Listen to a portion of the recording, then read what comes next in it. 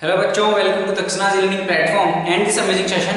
और आज हम डिस्कस करने जा रहे हैं आपके FST 1 का केमिस्ट्री पार्ट।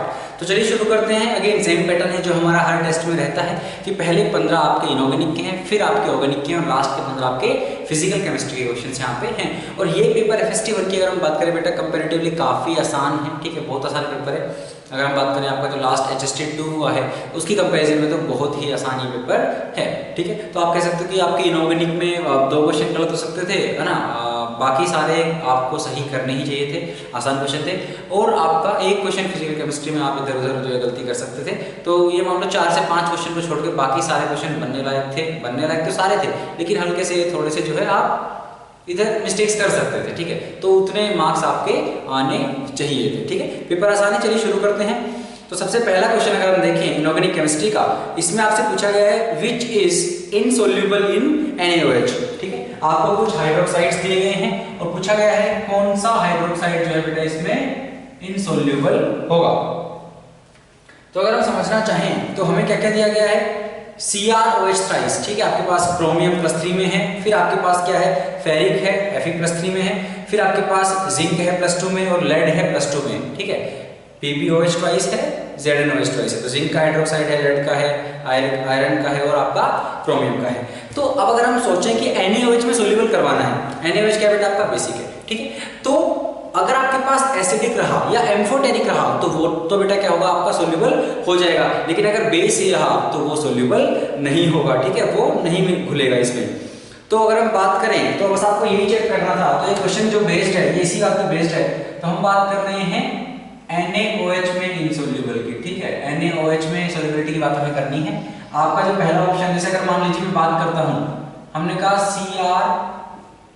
CrOH थ्राइस दिया गया है आपको, राइट। हमने कहा प्लस आपका क्या हो जाएगा बेटा यहाँ पे NaOH, ठीक है। दूसरा हमने कहा आपके पास क्या है, आयरन है +3 में, उसका हाइड्रोक्साइड है प्लस NaOH। उसके बाद अगर हम बात करें तो ऑप्शन नंबर 3 में क्या है बेटा, जिंक हाइड्रोक्साइड है प्लस आपका क्या हो जाएगा यहाँ पे NaOH। और जो लास्ट है आपका वो है बेटा लेड का, तो PbOH ट्वाइस प्लस NaOH। तो जिन जिन बच्चों को याद रहा होगा कि कौन कौन से आपके जो है बेटा एम्फोटेरिक होते हैं, ऑक्साइड्स हाइड्रोक्साइड्स, तो उनको यहाँ पे मार्क्स मिल गए होंगे। क्योंकि देखिए अगर ये बेसिक है अपने को पता है, इसमें कोई डाउट नहीं है, ठीक है। NaOH बेसिक हो गया अपना। तो एम्फोटेरिक जो होगा, एम्फोटेरिक कौन होते हैं, जो एसिड की तरह बिहेव कर सकते हैं, बेस की तरह भी। अब यहाँ पे बेसिक पार्ट है तो वो क्या है, एसिड की तरह बिहेव करेंगे, एसिड बेस रिएक्शन हो जाएगी बेटा, वो सोल्यूबल हो जाएगा। लेकिन जैसे अगर मैं बात करूं, समझना कौन कौन से एम्फोटेरिक है, अपने को पता है यहाँ पे क्या बेटा, क्रोमियम किसमें है, +3 में है, ये भी क्या है आपका एम्फोटेरिक होता है। जिंक की बात करें +2 एम्फोटेरिक है, लेड की बात करें +2 है, एम्फोटेरिक है ना, +2 +4 दोनों एम्फोटेरिक हैं इसके। तो कौन सा एम्फोटेरिक नहीं है, तो जहां जहां एम्फोटेरिक है वो किसकी तरह बिहेव करेगा, क्योंकि ये आपका बेस है तो वो वाला किसकी तरह बिहेव करेगा बेटा, एसिड की तरह। तो एसिड बेस रिएक्शन हो जाएगी, ऑक्सीडेशन स्टेट चेंज नहीं होगी क्योंकि एसिड बेस रिएक्शन है। सिंपली यहां बात करें +3 में है तो यहां पे +3 वाला ही यहां पे आप क्या है बना दोगे, क्या बन जाएगा NaCrO2, ठीक है। यहाँ पे कितने हो जाएगा, +1 -1 +3 हो जाएगा, राइट। सिमिलरली लेकिन यहाँ पे ये भी क्या है बेटा आपका मेटल का हाइड्रोक्साइड है, मतलब Fe वाला, ये एम्फोटेरिक नहीं होता है, बेसिक ही होता है। ये भी बेस, ये भी बेस, यहाँ पे कुछ नहीं होगा। यहाँ पे अगर हम बात करोगे जिंक की तो अपने को पता है क्या हो जाएगा बेटा, Na2ZnO2 जिंकेट बन जाएगा आपका। और यहाँ पे भी आपका सिमिलरली क्या हो जाएगा, लेड का भी, क्योंकि ये भी +2 में था, ये भी +2 में, सिमिलर बिल्कुल PbO2, तो यहाँ पे भी बनेगा, लेकिन Fe वाले में रिएक्शन नहीं होगी। तो आपका करेक्ट आंसर जो हो जाएगा बेटा इसमें ऑप्शन नंबर 2। चलिए अगला क्वेश्चन देखते हैं, क्वेश्चन नंबर 47 में अगर हम देखें बेटा तो आपसे पूछा गया है विच of the following compounds is used for water softening. तो ये वाला जो क्वेश्चन आपको वो आया है हाइड्रोजन एंड कंपाउंड से, हार्डनेस ऑफ वाटर जो है उस वाले सेक्शन से उठाया गया है बेटा।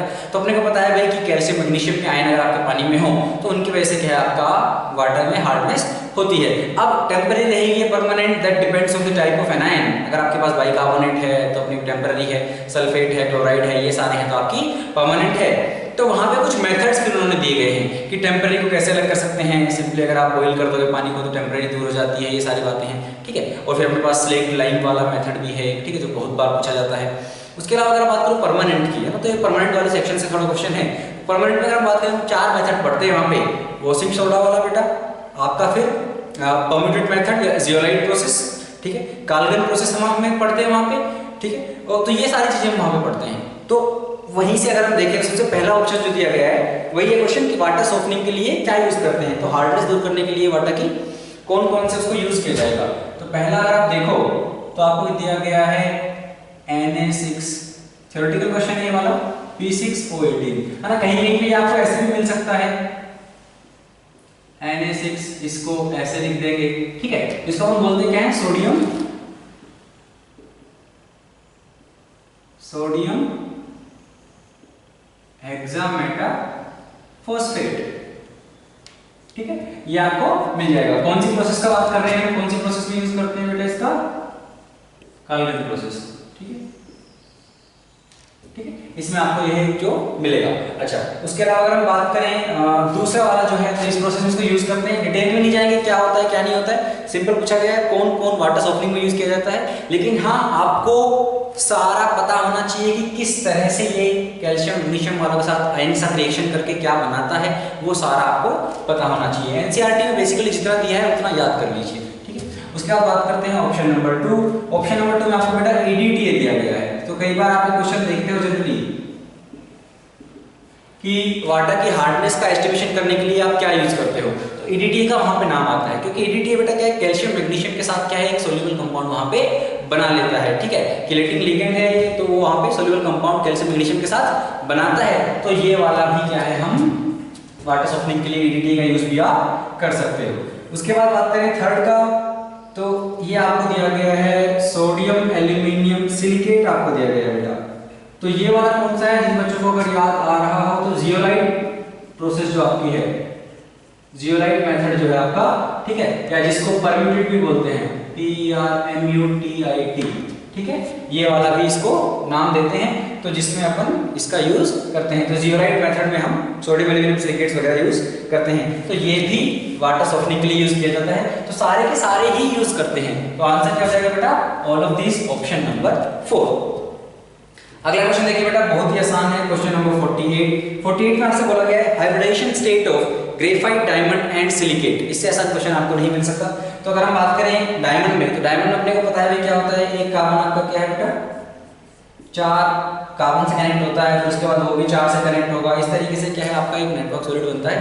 तो 4 से कनेक्टेड है, कोई वैलेंसी फ्री नहीं है, तो क्या हो जाएगा बेटा, स्टेट नंबर 4, हाइब्रिडेशन क्या हो जाएगा इसका, sp3। लेकिन वहीं पे अगर आप ग्रेफाइट की बात करोगे, ग्रेफाइट में हर कार्बन पे एक जो है इलेक्ट्रॉन वहां पे फ्री रहता है, इसलिए क्या है बेटा, वो इलेक्ट्रिसिटी का गुड कंडक्टर भी होता है। तो एक फ्री रह गया, 3 ही बॉन्ड बनाए उसने, तो हर एक क्या है 3 के साथ कनेक्टेड रहेगा, ठीक है, इसलिए हम क्या बोलते हैं, वो क्या हो जाएगा बेटा आपका sp2 रहेगा, ठीक है। तो डायमंड आपका हो गया sp3। ग्रेफाइट की बात अगर आप करोगे बेटा, ये तो काफी आसान क्वेश्चन है, तो वो आपका sp2 रहता है। उसके बाद सिलिकेट की बात करोगे, सिलिकेट में सिमिलर टू जो ये है आपका, ऐसा ही क्या है, जैसे मान लीजिए आपका सिलिकॉन हो गया, उसके बाद वो इस तरह से जो है बेटा 4 ऑक्सीजन इस तरीके से, फिर आगे भी जाएगा, लेकिन अगर आप देखो तो एक सिलिकॉन क्या है आपके 4 ऑक्सीजन से कनेक्टेड रहेगा, तो वो भी क्या है वहां पे sp3 हाइब्रिडेशन ही आपका है। तो सिलिकेट में भी sp3 है। तो तो आपको ऑर्डर बताना है, किस ऑर्डर में बताना है hybridisation, graphite then diamond then silicate. Graphite हमने देखा एक वैलेंसी फ्री है, कार्बन पे एक इलेक्ट्रॉन फ्री है, उसकी वजह से वो मोबाइल इलेक्ट्रॉन होते हैं, इलेक्ट्रिसिटी गुड कंडक्टर होते हैं, तो वो हो जाएगा sp2। डायमंड में हर एक 4 से कनेक्टेड है, सिमिलरली सिलिकेट में भी एक सिलिकॉन 4 ऑक्सीजन से कनेक्टेड है, ठीक है। तो क्या हो जाएगा बेटा आपका यहाँ पे ये भी sp3। तो sp2 then sp3 then sp3, ये वाला आंसर है, देखो आपको कहीं मिलना चाहिए, ऑप्शन नंबर 1। काफी आसान था बेटा। अगला क्वेश्चन देखिए बेटा, क्वेश्चन नंबर 49 आपसे पूछा गया PbF4 exists but PbI4 does not exist because of। तो ये आप पेपर देखते हो, इनर्ट पेयर इफेक्ट पे बेस्ड क्वेश्चन है। तो इन्होंने बताया है कि PbI4 एग्जिस्ट क्यों नहीं करता, PbF4 तो कर जाता है। तो अगर आप देखो तो क्या हो जाएगा बेटा, कार्बन, सिलिकॉन, जर्मेनियम, टिन और लेड। हमें पता है कि ठीक है, वैसे PbF4 है तो ठीक है, इसमें वो वाली बात नहीं बोलेंगे, लेकिन अगला क्वेश्चन भी इनर्ट पेयर पे बेस्ड है, तो एक बार उसका भी नोट यहाँ पे थोड़ा सा जो है देख लेते हैं। तो अपने को पता है भाई ये क्या है, +2 और +4 शो करते हैं। लेकिन जैसे जैसे आप डाउन द ग्रुप जाओगे तो आपके s के जो इलेक्ट्रॉन है बेटा वो इनर्ट हो जाएंगे, वो बॉन्ड फॉर्मेशन में पार्टिसिपेट नहीं करेंगे। उसकी वजह से क्या होगा कि डाउन द ग्रुप जाओगे तो जो लोअर ऑक्सीडेशन स्टेट है उसकी स्टेबिलिटी बढ़ने लगेगी, हायर जो है उसकी स्टेबिलिटी घटने लगेगी। मतलब +4 जो सबसे अच्छी दिखा पाएगा, सबसे ज्यादा स्टेबल +4 किसकी रहेगी बेटा, कार्बन की, फिर सिलिकॉन की, ये +4 का ऑर्डर है। तो +2 ऑर्डर क्या हो जाएगा, जस्ट उल्टा। ठीक है, तो लेड जो है, लेड के लिए हम बात करते हैं कि लेड की +2 जो है बेटा वो लेड की +4 से ज्यादा स्टेबल है। तो और ऊपर से हमने जो यहाँ पे ले रखा है वो अपने पास क्या है बेटा, तो एक ये बात होगी। तो क्या है, बात क्या है कि लेड +4 से चला जाएगा यहाँ पे +2 में, ठीक है, और जो आपका आयोडाइड है बेटा वो चला जाएगा आयोडीन में। तो ये हो जाएगा ऑक्सीडाइज, ये हो जाएगा रिड्यूस, तो यहाँ पे ये रिडॉक्स हो जाएगी, जिसकी वजह से ये एग्जिस्ट नहीं करता है। ठीक है, तो इसका सही आंसर क्या हो जाएगा, strong oxidising nature of Pb+4 and strong reducing nature. देखो ये खुद ऑक्सीडाइज हुआ है, तो इसने कैसा नेचर शो किया, खुद ऑक्सीडाइज हुआ, दूसरों को रिड्यूस किया हुआ। तो strong reducing nature of I- and oxidising nature of Pb+4, option number 2 आपका हो जाएगा, है ना। बाकी सारे ऑप्शन अगर आप देखोगे तो कुछ भी लिख रखा है, large size of I-, low electronegativity of iodine. ठीक है, एक जगह दिया हुआ है कि strong reducing nature of Pb+4। अगर ऐसा था तो फिर Pbf4 में भी तो भाई वो Pb+4 में ही है, वहां पे क्यों नहीं हो रहा है। अगर ऐसा है तो Pbf4 में भी हो जाएगा, ये भी तो +4 में है, लेकिन यहाँ पे ऐसा नहीं हो रहा है क्योंकि वो F- F2 में जाके और Pb+4 +2 वो फिजिबल नहीं है। लेकिन I- I2 में जाना है ना भाई, ये भी तो यहाँ पे अगर हम बात करें तो ये भी तो एक स्ट्रॉन्ग रिड्यूसिंग एजेंट है। तो उन दोनों की वजह से क्या है, आप मतलब वो आपका बेस्ट ऑप्शन यहाँ पे होगा। तो ऑप्शन नंबर 2 क्या है बेटा, हमारे यहाँ पे सही आंसर है। आगे चलते हैं क्वेश्चन नंबर 50, जिसमें पूछा गया है कि group 13 elements show +1 and +3 oxidation state, relative stability of +3 oxidation state may be given as. तो हमने बात की ग्रुप 13 है बेटा, मतलब क्या शो करेंगे, उनकी होती है NH2Np1 इलेक्ट्रॉनिक कॉन्फ़िगरेशन, मतलब +1 +3 शो करेंगे। और डाउन द ग्रुप हायर की स्टेबिलिटी घटेगी, लोअर की बढ़ेगी, मतलब +3 की डाउन द ग्रुप घट रही है तो बोरॉन +3 सबसे ज्यादा स्टेबल होगा, देन उसके बाद एल्यूमिनियम, इस तरीके से क्या है आप कर सकते हो, गैलियम, इंडियम, थैलियम। लेकिन अच्छा हाँ, लेकिन ऐसा क्यों होता है, हमने बात किया इनर्ट पेयर इफेक्ट। क्या होता है इनर्ट पेयर इफेक्ट, कि आपकी पुअर शेडिंग ऑफ डी और एफ की वजह से बेटा क्या होता है कि आपके जो एस के इलेक्ट्रॉन्स है वो क्या है, इनर्ट होने लगते हैं, जिसकी वजह से वो बॉन्ड फॉर्मेशन में पार्टिसिपेट नहीं करेंगे। आप खुद सोचो, आपके पास है NH2Np1, तो P वाला एक तो ठीक है अनपेयर्ड है, वो बॉन्डिंग में पार्टिसिपेट करेगा, बाहर है। एस के जो दो हैं वो वहां से क्या है, आप उनको अलग अलग वो बॉन्डिंग में पार्टिसिपेट नहीं करेंगे, इनर्ट है, ज्यादा पुल लग रहा है उन पे, तो वहां से एक निकाल के जो 3 अनपेयर्ड आप बनाना चाह रहे हो +3 के लिए, वो आपके पास नहीं हो पाएगा, जिसकी वजह से क्या हो जाएगा, +3 की स्टेबिलिटी नीचे घटने लगेगी। तो अगर आप बात करो +3 की स्टेबिलिटी डाउन द ग्रुप घटेगी, तो सिंपल सा ऑर्डर आएगा बेटा, boron +3 greater than aluminium +3 greater than gallium, indium, thallium, option number 2। ठीक है, तो इसको लिख नहीं रहे हैं, पीछे हमने एक्सप्लेन किया है, सेम फंडा है। तो क्वेश्चन नंबर 50 का जो सही आंसर होगा वो होगा ऑप्शन नंबर 2। आगे बढ़ते हैं बेटा क्वेश्चन नंबर 51 पे। 51 में देखिए क्या बोला गया है, आपको 4 स्टेटमेंट दिए गए हैं, नोट स्टेटमेंट, 4 ऑर्डर हैं अलग अलग चीजों के, और हमें बताना है कि कौन सा इनकरेक्ट ऑर्डर है। सबसे पहला है बेटा सोल्यूबिलिटी का ऑर्डर है, फिर आपके पास डेंसिटी का है, अल्कली की भी डेंसिटी दी हुई है, अल्कलाइन अर्थ मेटल्स की भी दी हुई है, और एक ऑर्डर अपने पास मेल्टिंग पॉइंट का है।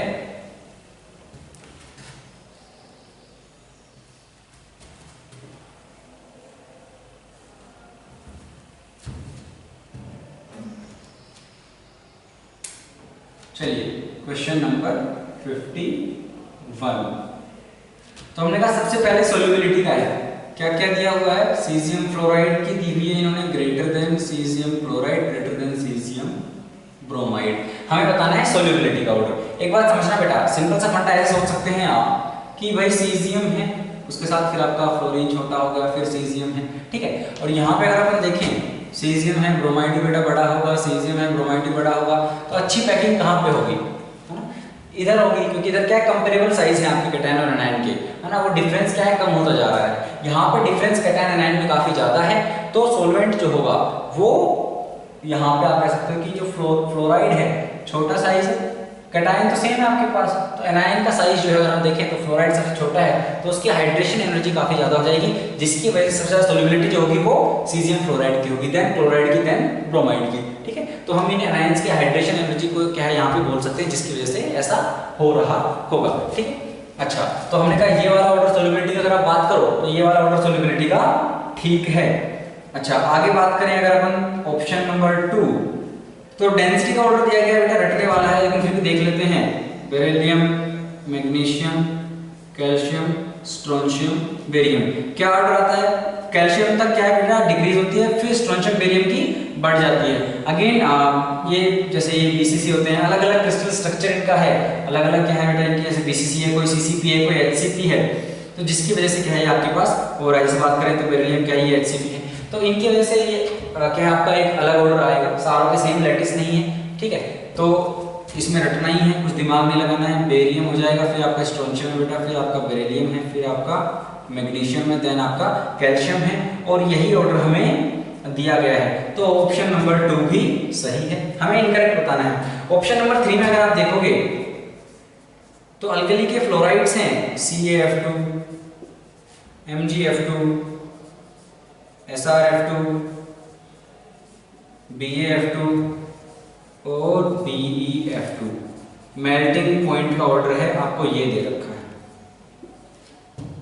ठीक है, अच्छा, अब समझते हैं भाई, अगर आप बात करो मेल्टिंग पॉइंट की, तो जो अल्कलाइन के जो फ्लोराइड्स हैं, ठीक है, तो मेल्टिंग पॉइंट को कौन कौन जो है बेटा यहाँ पे आपका फंक्शन होगा मेल्टिंग पॉइंट, आप बोल सकते हो भाई डिटरमिन करेगा कौन कौन, लैटिस एनर्जी का आपकी हो गई, और क्या बेटा आपका पोलराइजेशन का भी होगा। लेकिन यहाँ पे क्या है, फ्लोराइड है आपका, तो फ्लोराइड उतना ज्यादा पोलराइज नहीं हो पाएगा। ठीक है, क्योंकि वो तो क्या आपका छोटा एनायन है, आपका एनायन पोलराइज होने के लिए बड़ा होना चाहिए, तो पोलराइजिंग वाला जो फैक्टर है वो उतना डोमिनेट यहाँ पे नहीं होगा। तो लैटिस एनर्जी से ही डिटरमिन होगी बेटा आपकी क्या यहाँ पे मेल्टिंग पॉइंट।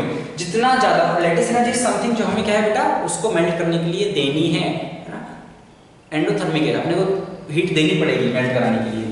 तो अब जिसकी लैटिस एनर्जी, समझना मेल्टिंग पॉइंट किसका ज्यादा, जिसकी लैटिस एनर्जी ज्यादा। लैटिस एनर्जी किसकी ज्यादा, अगर आप लैटिस एनर्जी की बात करो तो चार्ज तो सब पे सेम है, क्योंकि सारे के सारे कैटायन भी अल्कलाइन के हैं और एनायन भी सेम बेटा फ्लोराइड। तो चार्ज के जो डायरेक्टली प्रोपोर्शनल अपनी होती है, हम कहते हैं भाई Q1 लैटिस एनर्जी को Q2 बाई पर कह देंगे, कैटायन की रेडियस अपनी हो जाएगी प्लस एनायन की रेडियस। ठीक है, तो ये जितना छोटा रहेगा उतनी ज्यादा क्या होगी आपकी लैटिस एनर्जी। एनायन तो सब में सेम है, कैटायन सबसे छोटा कौन है तो बेरिलियम, है तो बेरिलियम, लेकिन अपने को पता है बेरिलियम +2 का साइज बहुत छोटा है, जिसकी वजह से वो फ्लोरीन को जो फ्लोराइड है उसको बेटा पोलराइज करने लग जाता है, इसकी पोलराइजिंग पावर अच्छी है।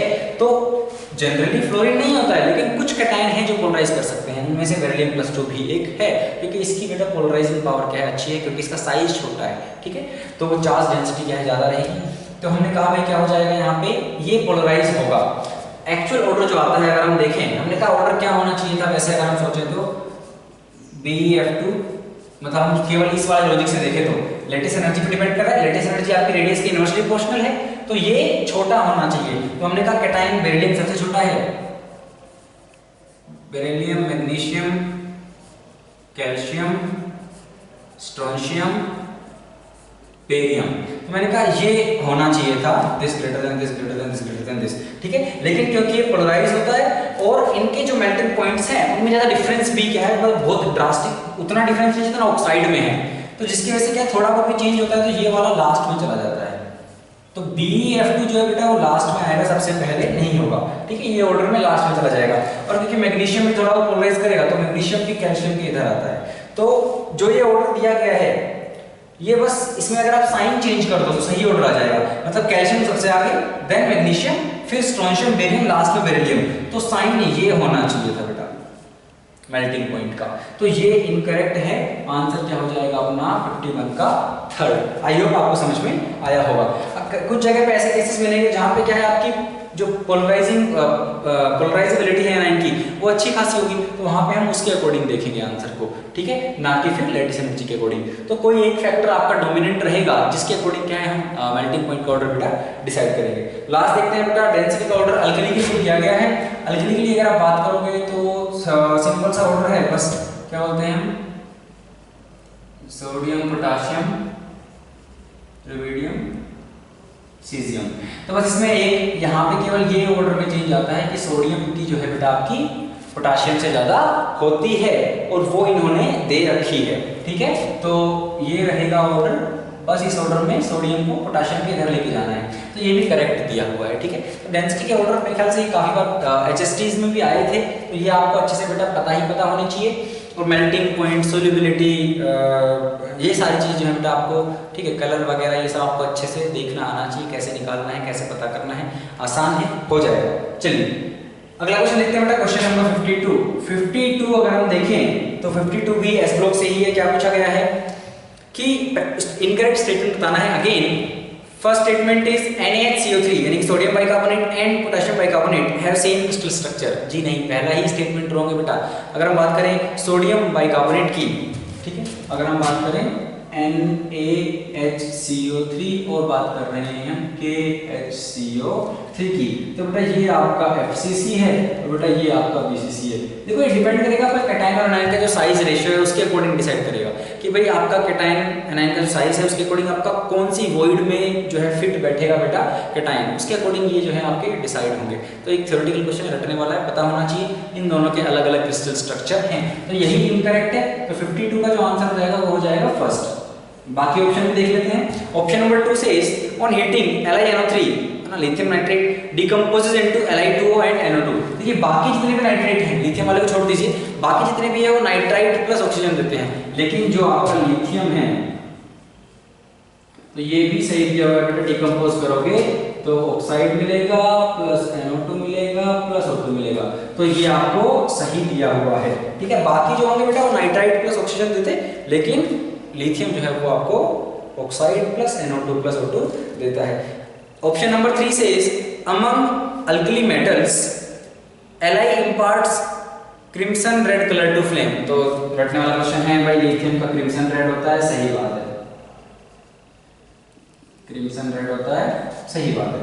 ऑप्शन नंबर 4 देखिए, 4 में बोल रहे हैं Li2SO4 does not form alum.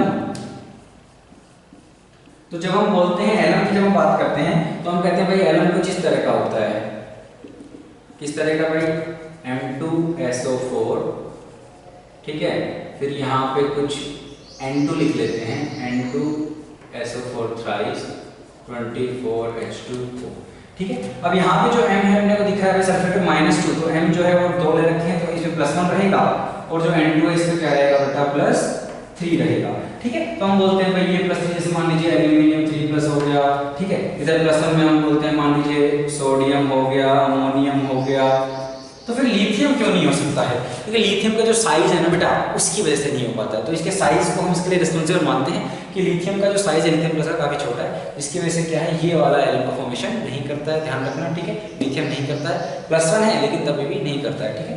तो ये +1 होना चाहिए एसेंशियली, ये +3 होना चाहिए, लेकिन लिथियम याद रखना एक्सेप्शन ये वाला, इसका साइज छोटा है, एक्सेप्शन नहीं, बस रीजन तो है, लेकिन क्योंकि बाकी ट्रेंड से हट गए तो आपको याद रखना पड़ेगा, ठीक है। तो लिथियम नहीं करेगा, तो ये भी सही है, it does not form alum, this is also correct. So the only wrong statement was option number 1। चलिए आगे बढ़ते हैं बेटा, क्वेश्चन नंबर 53। अब आपका जो क्वेश्चन आ रहे हैं वो हमारे आ रहे हैं केमिकल बॉन्डिंग से और उसके बाद आपका पीरियोडिक टेबल से। तो पहला वाला जो है एटॉमिक ऑर्बिटल्स की ओवरलैपिंग पे है, किसी में हेड ऑन हो रही है, किसी में साइड वाइज हो रही है, ठीक है।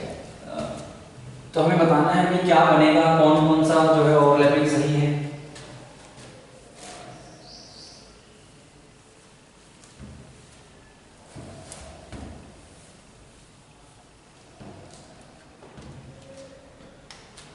Question number 53। तो सबसे पहला जो आपको दे रखा है कॉम्बिनेशन एटॉमिक ऑर्बिटल्स का, क्या दे रखा है, इस तरह का है, इसी एक्सिस के अलोंग करवा रहे हैं, दोनों का एडिशन है, किस किस का है, इधर माइनस है, इधर में प्लस है, इधर में बेटा प्लस है, इधर माइनस है।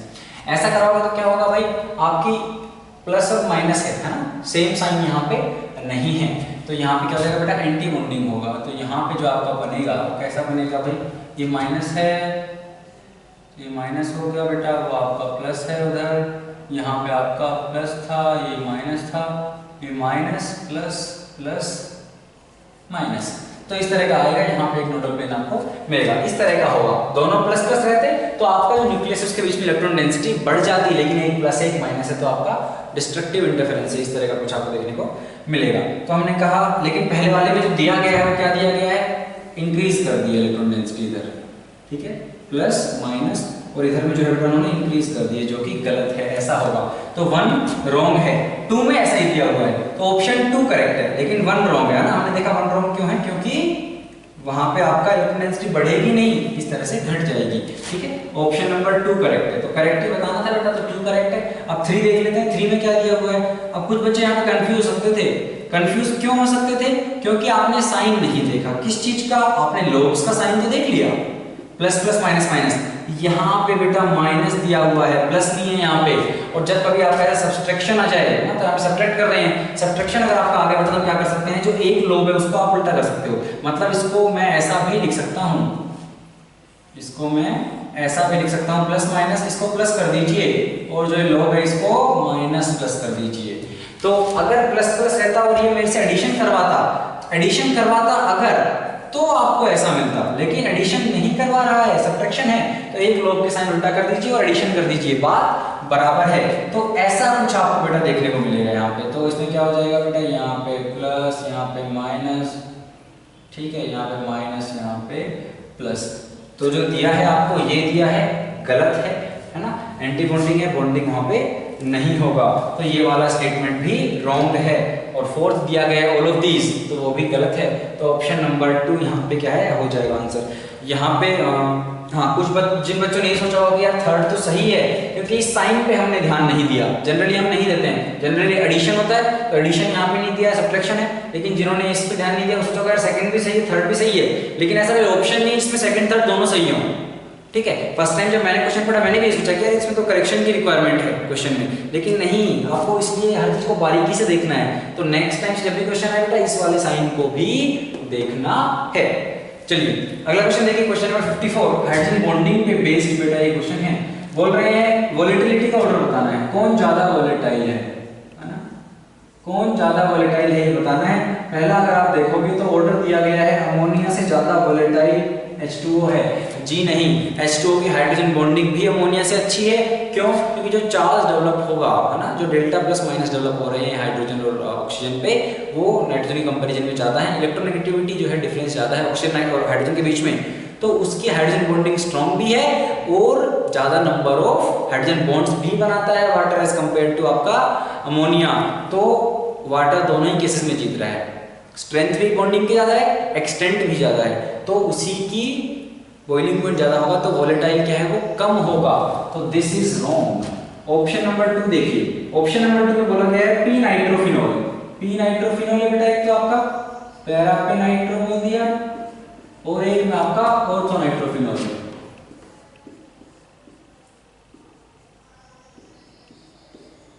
ये लीजिए, एक ऑर्थो नाइट्रोफिनॉल है, एक पैरा नाइट्रोफिनॉल है, तो बोला गया ये ज्यादा वोलेटाइल है। बिल्कुल सही बात है। यहाँ पे क्या होगी बेटा, आपकी इंट्रा मोलिकुलर हाइड्रोजन बॉन्डिंग होगी, एक मॉलिक्यूल के अंदर ही बॉन्डिंग होगी, और यहाँ पे क्या होगी, ये किसी दूसरे मॉलिक्यूल के साथ, ठीक है, दूसरे पैरा वाले के साथ, ये उसके OH के साथ, तो इस तरीके उसके जो दूसरा मॉलिक्यूल होगा CmBc का, उसका जो फिनोलिक ग्रुप है जो OH है उसके H के साथ ये बॉन्डिंग करेगा। तो यहाँ पे इंटर है, यहाँ पे इंटर है, यहाँ पे इंट्रा है। इंट्रा वालों का बॉइलिंग पॉइंट कम होता है, अपने को पता है, क्योंकि वो खुद में ही बॉन्ड बना के बैठ गए हैं। अगर एक दूसरे में बनता तो दूसरे को उड़ने नहीं देता बॉइल करने पे, लेकिन खुद में ही अगर बॉन्डिंग है तो that is of no use for us, right. तो इसका बॉइलिंग पॉइंट कम रहेगा, मतलब ज्यादा वोलेटाइल रहेगा। तो ये वाला ऑप्शन ठीक है, ऑप्शन 2 इसका आंसर हो जाएगा।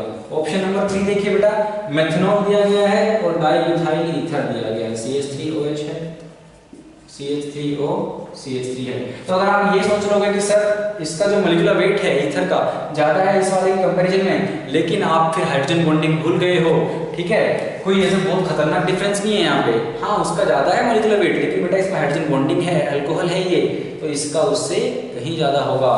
तो इसका तो ज्यादा वोलेटाइल कौन है, ऑर्डर क्या होना चाहिए था वोलेटिलिटी का, ये होना चाहिए था, लेकिन दिया क्या है आपको, उल्टा दिया गया है। दिया क्या है ये, तो क्या हो जाएगा, गलत, हाइड्रोजन बॉन्डिंग को भूल गए हैं। उसके बाद दिया गया बेटा HF ज्यादा वोलेटाइल है HCl से। जी नहीं, यहाँ पे भी हाइड्रोजन बॉन्डिंग है HF में, HCl में कोई हाइड्रोजन बॉन्डिंग नहीं है। मॉलिक्यूलर वेट भले ही ज्यादा है HCl का, लेकिन हाइड्रोजन बॉन्डिंग यहाँ पे बेटा डोमिनेंट रहेगी और HF का बॉइलिंग पॉइंट ज्यादा रहेगा एज कम्पेयर टू HCl। ज्यादा वोलेटाइल कौन? HCl। ऑर्डर क्या दिया है वोलेटिलिटी का? HF। गलत है, तो एक ही ऑप्शन सही है, ऑप्शन नंबर 2। अगला क्वेश्चन देखते हैं बेटा, क्वेश्चन नंबर 55 पूछा गया है कौन सा मॉलिक्यूल पोलर है। भाई बहुत ही आसान क्वेश्चन है, इसमें केवल स्ट्रक्चर बनाना है। ठीक है, कौन सा मॉलिक्यूल पोलर है, देख लेते हैं कौन पोलर है।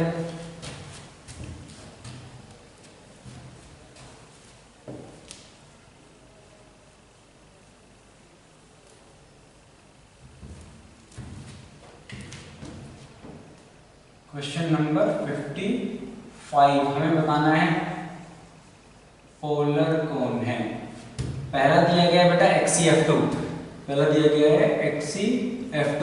तो अगर हम सोचें भाई ये नोबल गैस है, 8 होते हैं इसके पास वैलेंस इलेक्ट्रॉन्स, 2 से यहाँ बॉन्ड बनाया तो बचे 6 बचे बाई 2, कितने लोन पेयर आ गए बेटा? 3 लोन पेयर। तो HCF2 कैसा होगा?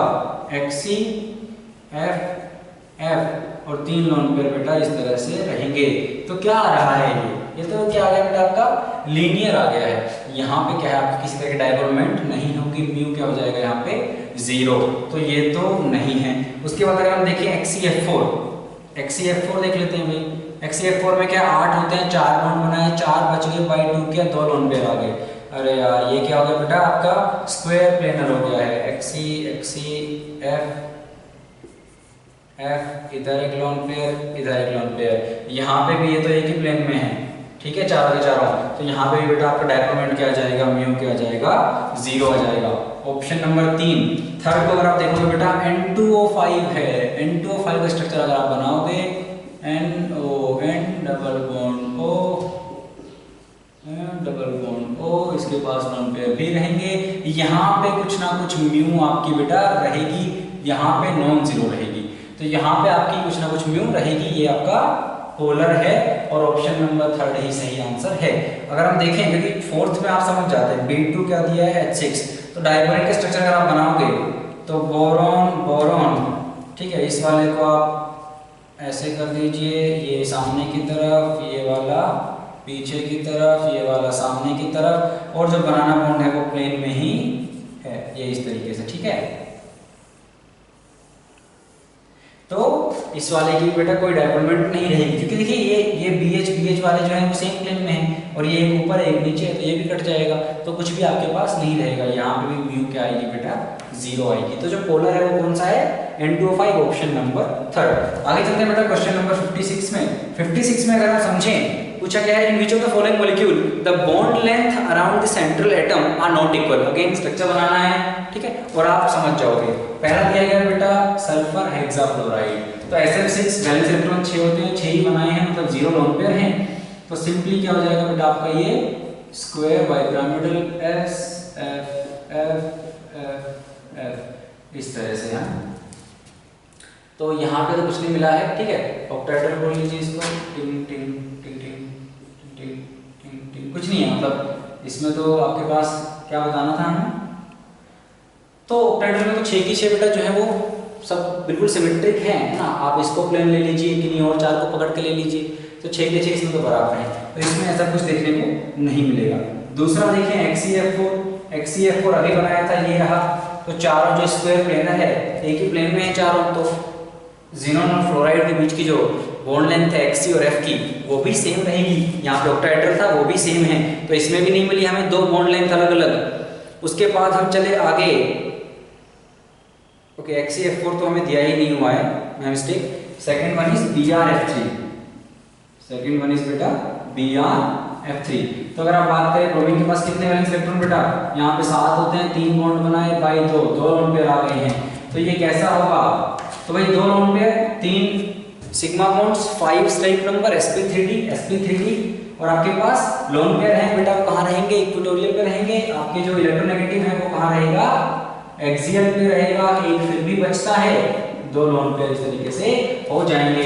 यहाँ पे तो ये टी शेप आ रहा है आपका, कैसा आ रहा है बेटा आपका? ये टी शेप आएगा ना, इन लोन पेयर के रिपल्शन की वजह से ये स्ट्रेट नहीं रहेंगे, थोड़े से तो यहाँ पे अगर हम सोचें तो यहाँ पे जो एक्सियल और बेटा इक्वेटोरियल है वो बॉन्ड लेंथ ब्रोमीन और जो आपका फ्लोरीन है उनके बीच में अलग अलग रहेगी। तो ऑप्शन नंबर 2 हमारा सही आंसर है। ऑप्शन नंबर 3 देख लेते हैं, PCl3। PCl3 में क्या है, फास्फोरस के पास 5 वैलेंस इलेक्ट्रॉन होते हैं, 3 से बॉन्ड बना लिया, एक लोन पेयर बचा है बेटा sp3 है। इसमें कोई भी अलग बात नहीं है, जो तीनों हैं वो लोन पेयर के एस्पेक्ट में क्या है, सिमेट्रिक है। यहाँ पे कोई भी बॉन्ड लेंथ छोटी बड़ी नहीं होगी, तीनों बराबर ही होंगी।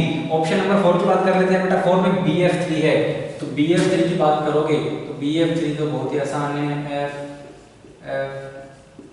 ठीक है। यहाँ पे थोड़ी थोड़ी क्या आपकी बैक बॉन्डिंग हो रही होगी, लेकिन क्या है आपका बेटा sp2 आ रहा है, ट्राइगोनल प्लेनर है, यहाँ पे भी तीनों बॉन्ड लेंथ बराबर होंगी, कोई दिक्कत वाली बात नहीं है। तो ऑप्शन नंबर 2 हमारा सही आंसर हो जाएगा।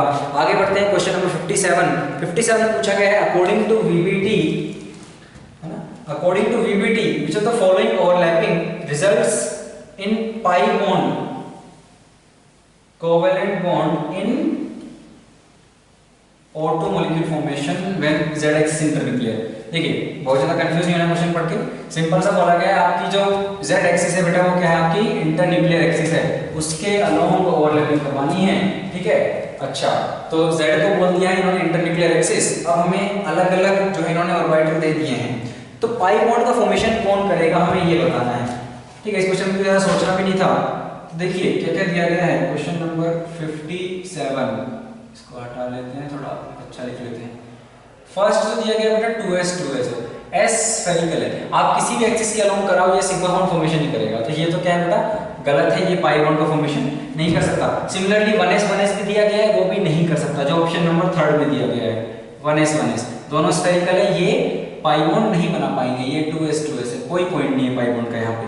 2px ये रहा, मान लेते हैं ये px और px है और ये हमारी z एक्सिस है, तो इसके अलोंग जब ये आएंगे ऐसे, ठीक है, तो क्या हो जाएगा बेटा हमारा यहाँ पे पाई बॉन्ड का फॉर्मेशन होगा, क्योंकि साइडवेज ओवरलैपिंग है, ठीक है। हेड ऑन नहीं है बेटा, z एक्सिस इंटरन्यूक्लियर है, px है। सिमिलरली py भी अगर होगा, अगर मान लीजिए py भी होता तो वो भी पाई ही बनाता, तो 2 पाई बनाएगा। 4 की बात करेंगे तो 2py दे दिया है, इसको हमने z माना है, इसको हमने x माना है, तो y हो गई ये, तो एक इस तरीके से, दूसरा इस तरीके से, ये भी बेटा सेम केस है, इसमें भी क्या होगा आपकी, क्योंकि z एक्सिस इंटरन्यूक्लियर है तो ये भी पाई ही बनाएगा। भाई ऐसे मानिए कि ये एक्सिस जो है इस तरह से हॉरिजॉन्टली z एक्सिस है और ये x है मान लीजिए, तो ये भी पाई बनाएगा, ठीक है।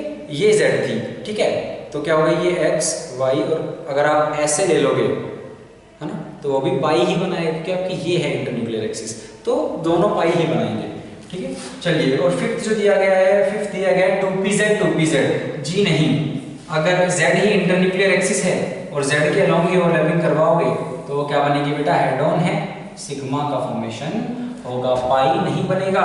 तो पाई बॉन्ड का फॉर्मेशन कौन कौन करवा सकता है यहाँ पे आपका, और ऑक्सीजन है तो वो 2p ऑक्सीजन है। थोड़ी लैंग्वेज कंफ्यूजिंग है, पता नहीं क्या बोलना चाह रहे हैं, लेकिन पाई बॉन्ड का फॉर्मेशन 2 ही कर रहे हैं। और अगर आंसर भी देखोगे तो थर्ड और फोर्थ ऑप्शन नंबर, है ना, तो हमने देखा कौन कौन सेकंड कर रहा है बेटा, फोर्थ कर रहा है, और सेकंड और फोर्थ का जो कॉम्बिनेशन है वो ऑप्शन नंबर 3 में इन्होंने बना रखा है, तो ऑप्शन नंबर 3 हमारा सही आंसर यहाँ पे हो जाएगा, ठीक है। उसके बाद चलते हैं बेटा अगले क्वेश्चन पे, क्वेश्चन नंबर 58 में क्या बोला गया है, विच of the following statement is wrong, कौन सा स्टेटमेंट गलत है। Statement 1, one double radius of iodine is more than it's covalent radius. देखिए भाई कोवेलेंट क्या है, मान लीजिए आपने I2 को पकड़ा, ठीक है, आपने I के बीच में बॉन्ड बनवाया, I2 को पकड़ा आपने और फिर इनके बीच की डिस्टेंस देखी और उसका y2 कर दिया, तो कोवेलेंट में तो ओवरलैपिंग हो रही है, यहाँ पे स्ट्रॉन्ग बॉन्डिंग है। वन डबल में क्या है, ज्यादा कुछ अच्छे फोर्सेस नहीं है वन डबल फोर्सेस, तो उनमें दोनों के बीच में कुछ ज्यादा खतरनाक इंटरेक्शन नहीं है, तो ऑब्वियसली उसको अगर आप वहाँ पे डिस्टेंस मेजर करोगे तो वो ज्यादा आएगी कंपेयर टू कोवेलेंट या मेटालिक, ठीक है। तो यहाँ पे तो ओवरलैपिंग हो गई, आपको दिख रहा है, ठीक है, तो इसका अगर हाफ करोगे तो वो एक पूरी जितनी होती, भाई इससे तो कम ही आ रहा है ना पूरे वाले से, हाफ करोगे तो हमने कहा कि जो ऑर्डर भी आता है बेटा वो आता है कोवेलेंट का, फिर मेटालिक का, और sorry not covalent, one double, और आपका कोवेलेंट लास्ट में होता है, तो वन डबल कोवेलेंट से तो बड़ी होगी ही होगी, ठीक है। उसके बाद स्टेटमेंट 1 करेक्ट है, हमें रॉन्ग बताना है। स्टेटमेंट 2 में बोल रहा है कि all isoelectronic ions belong to the same period of periodic table. तो आइसोइलेक्ट्रॉनिक सारे सेम पीरियड को बिलोंग करते हैं। बहुत ही वाहियात बात, क्योंकि मान लीजिए मैं F माइनस लेता हूँ, Na+ लेता हूँ, Mg2+ लेता हूँ, बेटा ये अलग पीरियड का है, ये अलग पीरियड का है, तो पीरियड सेम होना कोई जरूरी नहीं है। तो ऑप्शन 2 ही गलत दिया हुआ है। सही आंसर क्या हो जाएगा? ऑप्शन 2, क्योंकि हमें इनकरेक्ट बताना है। ऑप्शन 3 से E1 of nitrogen is higher than that of oxygen, I(E1). तो आयनाइजेशन एनर्जी जो है नाइट्रोजन की, क्योंकि नाइट्रोजन का बेटा अगर आप देखोगे इलेक्ट्रॉनिक कॉन्फ़िगरेशन तो हम बोलते हैं 1s2 2s2 2p3। ऑक्सीजन की अगर आप बात करोगे तो बेटा ये है 1s2 2s2 2p4। 2p3 आ रहा है बेटा, हाफ फील्ड आ रहा है, हाफ फील्ड आ रहा है। इसलिए नाइट्रोजन जो इलेक्ट्रॉन एफिनिटी है वो नेगेटिव है, ये नहीं चाहता है इलेक्ट्रॉन क्या है। सॉरी, हम आयनाइजेशन की बात कर रहे हैं, नॉट एफिनिटी। तो अगर आप बात करोगे इलेक्ट्रॉन आयनाइजेशन एंथैल्पी की भी, तो पीरियड के अगर आप देख रहे हो तो नाइट्रोजन से ऑक्सीजन बाद में आ रहा है, इलेक्ट्रोनेगेटिविटी बढ़ रही है, ठीक है, जेड इफेक्टिव बढ़ रहा है, लेकिन फिर भी इसकी ज्यादा होगी। क्यों? क्योंकि हाफ फील्ड है। तो फुल्ली फील्ड और हाफ फील्ड जो है उनके एडजेसेंट वाले जो है बेटा उनसे ज्यादा आयनाइजेशन एनर्जी रहती है। तो यहाँ पे आप हाफ फील्ड से एक इलेक्ट्रॉन निकालना चाह रहे हो तो उसकी ऑक्सीजन से ज्यादा होगी। तो जो फर्स्ट है वो ऑक्सीजन से ज्यादा होगी, लेकिन समझना सेकंड में क्या होगा। सेकंड में क्या बन जाएगा इलेक्ट्रॉनिक कॉन्फ़िगरेशन, यानी कि फर्स्ट के बाद क्या हो जाएगा, यहाँ पे 1s2 2s2 2p2 और यहाँ पे बेटा 1s2 2s2 तो रहेंगे ही, और 2p3। अब ये हाफ फील्ड बन गया है, एक प्लस चार्ज भी आ गया है, तो यहाँ से इलेक्ट्रॉन निकालोगे तो बड़ी दिक्कत आने वाली है। तो जो सेकंड है वो ऑक्सीजन की ज्यादा होगी या नाइट्रोजन से। सही बात है, तो ऑप्शन नंबर 3 सही है। Option number 4 says electron affinity of nitrogen is less than that of phosphorus. Fourth में क्या बोल रहे हैं कि नाइट्रोजन की जो इलेक्ट्रॉन एफिनिटी है वो फास्फोरस की इलेक्ट्रॉन एफिनिटी से कम है। अच्छा, क्यों कम है? सिमिलरली हम एक बात और भी बोलते हैं, जैसे मान लीजिए 2p वाले इसमें सेकंड पीरियड वाले हैं, फ्लोरीन की हम बोलते हैं क्लोरीन से कम है, ऑक्सीजन की हम बोलते हैं सल्फर से कम है। सही बात है, क्योंकि इनका साइज जो है बेटा, इनका साइज जो है वो छोटा होता है, और तब अगर आप एक इलेक्ट्रॉन की एंट्री और करवाना चाह रहे हो तो वो छोटे साइज के कारण इलेक्ट्रॉन डेंसिटी ज्यादा है इनके ऊपर, तो वो इलेक्ट्रॉनिक रिपल्शन वहां पे होने लगेंगे। तो जितनी आप एक्सपेक्ट कर रहे थे उतनी रिलीज नहीं होगी एनर्जी। बाकायदा अगर हम बात कर रहे हो नाइट्रोजन की, तो नाइट्रोजन की इलेक्ट्रॉन एफिनिटी नेगेटिव है, मतलब ये नहीं चाहता है, ये हाफ फील्ड है, ये एक इलेक्ट्रॉन एक्सेप्ट करना नहीं चाहता है। तो इसकी जो है बेटा यहाँ पे इलेक्ट्रॉन एफिनिटी नेगेटिव है। एफिनिटी की बात कर रहा हूँ, इलेक्ट्रॉन गेन एंथैल्पी क्या है? पॉजिटिव है, राइट। तो इलेक्ट्रॉन एफिनिटी इसकी नेगेटिव है, फास्फोरस की पॉजिटिव। फास्फोरस चाहता है उसका साइज बड़ा है, कोई दिक्कत नहीं। तो यहाँ पे क्या होगा आपका, लेकिन अगेन जो नेगेटिव पॉजिटिव हो रही है, यानी कि एफिनिटी जो नाइट्रोजन की नेगेटिव है, नाइट्रोजन जो नहीं चाह रहा है वो साइज की वजह से नहीं है। फ्लोरीन की तो नेगेटिव ही है, फ्लोरीन की एफिनिटी पॉजिटिव ही है, लेकिन नाइट्रोजन की नेगेटिव है, क्योंकि नाइट्रोजन का जो हाफ फील्ड कॉन्फ़िगरेशन है वो दिक्कत कर रहा है हमें, ठीक है। लेकिन फास्फोरस की क्यों ज्यादा है तो उसका भी हाफ फील्ड, लेकिन वहां पे क्या दिक्कत है बेटा, वहां पे तो यहाँ पे जो एक्सप्लेनेशन है वो नाइट्रोजन का साइज रिस्पॉन्सिबल है। लेकिन जो दूसरा स्टेटमेंट मैं बोल रहा हूँ कि एफिनिटी इसकी नेगेटिव है नाइट्रोजन की, उसका रीजन है इसका हाफ फील्ड वाला, ठीक है। चलिए, तो अपना कौन सा इनकरेक्ट था? जो आइसोइलेक्ट्रॉनिक को ये सेम पीरियड का होना बोल रहे थे वो वाली बात गलत थी। आगे चलते हैं बेटा ऑप्शन क्वेश्चन नंबर 59 भी बहुत ही आसान है, ये इलेक्ट्रॉन गेन एंथैल्पी या एफिनिटी पे ही बेस्ड है। तो the process requiring absorption of energy is, तो 4 ऑप्शन है, देखिए बहुत आसान है, इसको यहीं पे कर लेते हैं, मैं एक्सप्लेन कर चुका हूं ऊपर में ही।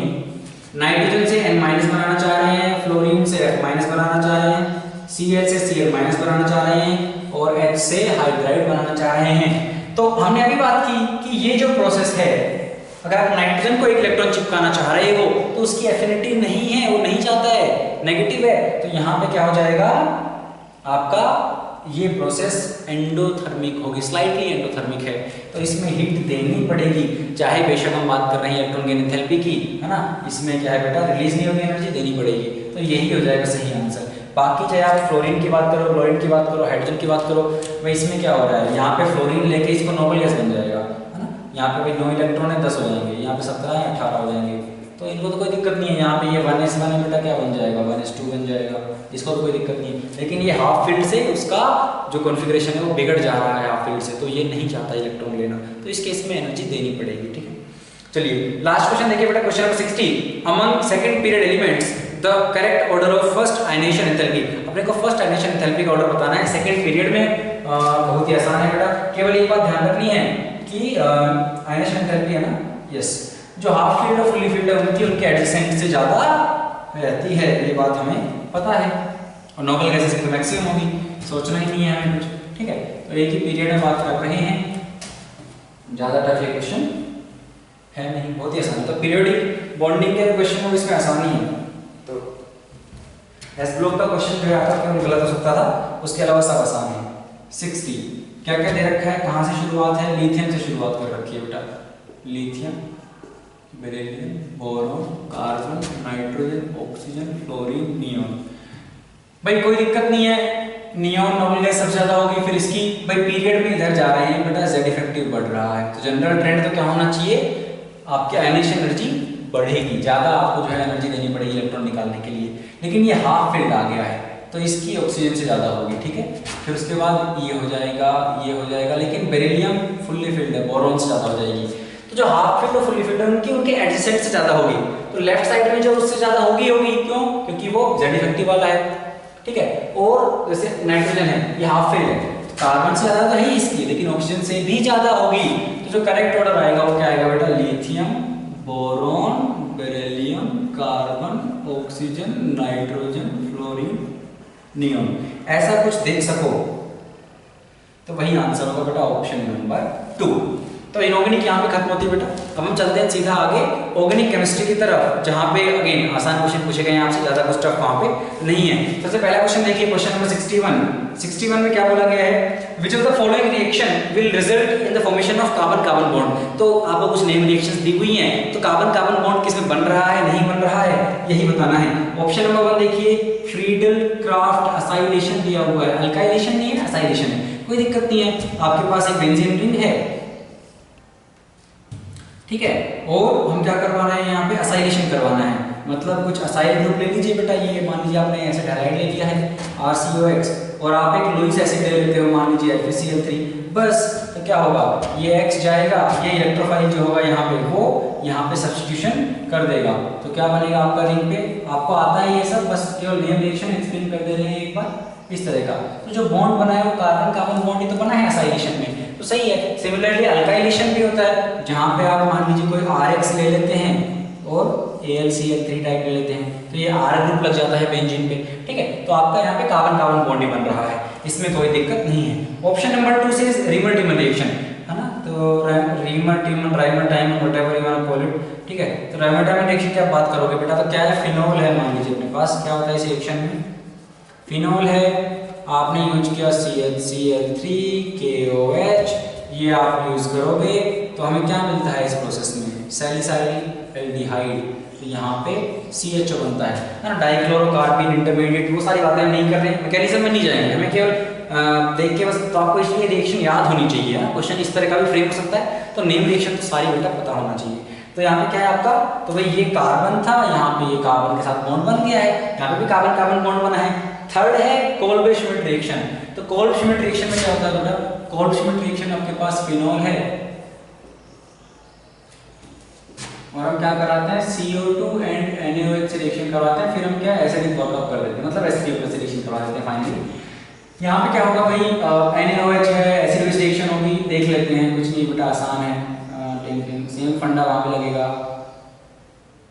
जो हमने ये हुआ, एसिड बेस रिएक्शन में माइनस आएगा, ये यहाँ जाएगा, यहाँ जाएगा, तो क्या बन जाएगा आपका यहाँ पे डबल बॉन्ड को, यहाँ पे माइनस आएगा, वो माइनस बेटा आपका CO2 पे अटैक कर देगा, ये इधर चला जाएगा, कुल मिला के फाइनली जो प्रोडक्ट बनता है वो कुछ ऐसा बनता है, आपको पता है, कार्बोक्सिलिक एसिड यहाँ पे आ जाएगा वर्कअप के बाद, जो हम एसिडिक वर्कअप कराना चाह रहे हैं उसके बाद, तो यहाँ पे इस तरह का बन जाएगा सैलिसाइलिक एसिड। तो ये क्या है, ये जो बॉन्ड बना है, ये नया बॉन्ड कार्बन कार्बन के बीच में ही तो बना है, तो ये भी आंसर है, तो 1 2 3 तीनों ही सही आंसर है बेटा, तो सही आंसर क्या हो जाएगा 4 ऑल ऑफ दीज, ठीक है। चलिए अब हम चलते हैं बेटा अगले क्वेश्चन की तरफ, क्वेश्चन नंबर 62, मार्कर भी चेंज कर लेते हैं।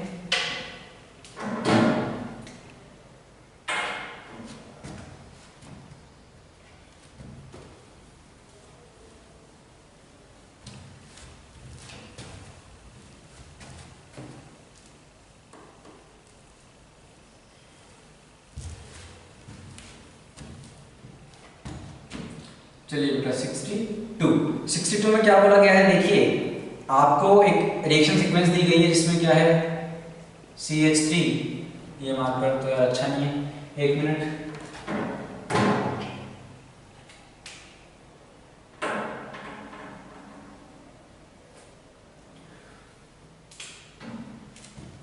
चलिए बेटा आपको दिया गया CH3 C double bond C और यहाँ पे आपके पास दोबारा CH3 है, पहले O3 है, कुछ A बना, उसके बाद क्या है बेटा जिंक है और वाटर है B बना। तो अपने को दिख रहा है रिडक्टिव ओजोनोलिसिस, बेटा ये है रिडक्टिव ओजोनोलिसिस, ठीक है। तो अगर आप देखना चाहो AB क्या होगा आपका, A जो होगा वो होगा C यहाँ पे O C, इस तरह से कुछ आपका हो जाएगा। लेकिन अगर आप बात करो रिडक्टिव में क्या बनता है भाई, डबल बॉन्ड तोड़ो, ठीक है, तो क्या बन जाएगा CH3, उसके बाद C, दो बॉन्ड तोड़े हैं तो दो OH लगा के पानी निकाल दो, ये ऑक्सीडेटिव होता तो ये वाला CH बॉन्ड में टूट के यहाँ पे OH आ जाता, कार्बोक्सिलिक बनता, लेकिन रिडक्टिव है ये नहीं होगा, ये जिंक जो है वो एक आपका ऑक्सीजन खा जाएगा, इस तरह समझिए। तो रिडक्टिव इसलिए हम बोल रहे हैं इसको, तो क्या हो जाएगा ये बनना चाहिए, दोनों तरफ से सिमिलरली बनेगा CH3 CHO, तो ठीक है, तो आपका एसिटाल्डिहाइड बन जाएगा बेटा, ऑप्शन नंबर 3 में आपको ऐसा दिया गया है, ठीक है। चलिए अगले क्वेश्चन की तरफ चलते हैं बेटा, क्वेश्चन नंबर 63 में देखिए आपसे क्या बोला गया है, the reaction of perbenzoic acid at beta butylene gives. तो हमारे पास क्या दिया गया है, देखिए बीटा ब्यूटाइलिन मतलब भाई अगर कुछ ऐसा होता, ये क्या है अल्फा ब्यूटाइलिन, ये क्या है बेटा अल्फा ब्यूटाइलिन, तो बीटा बनेगा तो क्या हो जाएगा C डबल बॉन्ड, ये बीटा ब्यूटाइलिन है, ये क्या है बीटा ब्यूटाइलिन, और क्योंकि इसके अबाउट सिस ट्रांस शो कर सकता है तो कभी कभी सिस ब्यूटा ब्यूटाइलिन भी लिख सकते हैं, वो लोग ट्रांस बीटा ब्यूटाइलिन लिख सकते हैं। आइसो ग्रुप क्या होता है, मान लीजिए कुछ ऐसा भी दे सकते थे आइसो ब्यूटाइलिन, तो ये आइसो ब्यूटाइलिन हो जाएगा, तो ये क्या आपका बीटा ब्यूटाइलिन। इसकी रिएक्शन करवा रहे हैं पर बेंजोइक एसिड से, तो बेंजोइक एसिड होता है ये पर है मतलब यहाँ पे एक O एक्स्ट्रा आएगा, तो कुछ नहीं बेटा इपॉक्सीडेशन है, पर एसिड की रिएक्शन आप अल्कीन वगैरह के साथ करवाते हो तो उसमें क्या है जो आपका एक पाई बॉन्ड है वो टूट के यहाँ पे इपॉक्सीडेशन हो जाएगा बेटा, है ना, इपॉक्सी ग्रुप यहाँ पे आ जाएगा, तो क्या हो जाएगा इपॉक्सी ग्रुप आएगा तो C यहाँ पे ये इस तरह का इपॉक्सी, तो 1 2 3 4 2 3 इपॉक्सी ब्यूटेन, ऐसा कुछ आपको मिलना चाहिए बेटा, ऑप्शन नंबर 4 में दिया गया है। अगला क्वेश्चन देखिए बेटा, question number 64 and 64 says consider the following reaction identify X। Bromination का क्वेश्चन है।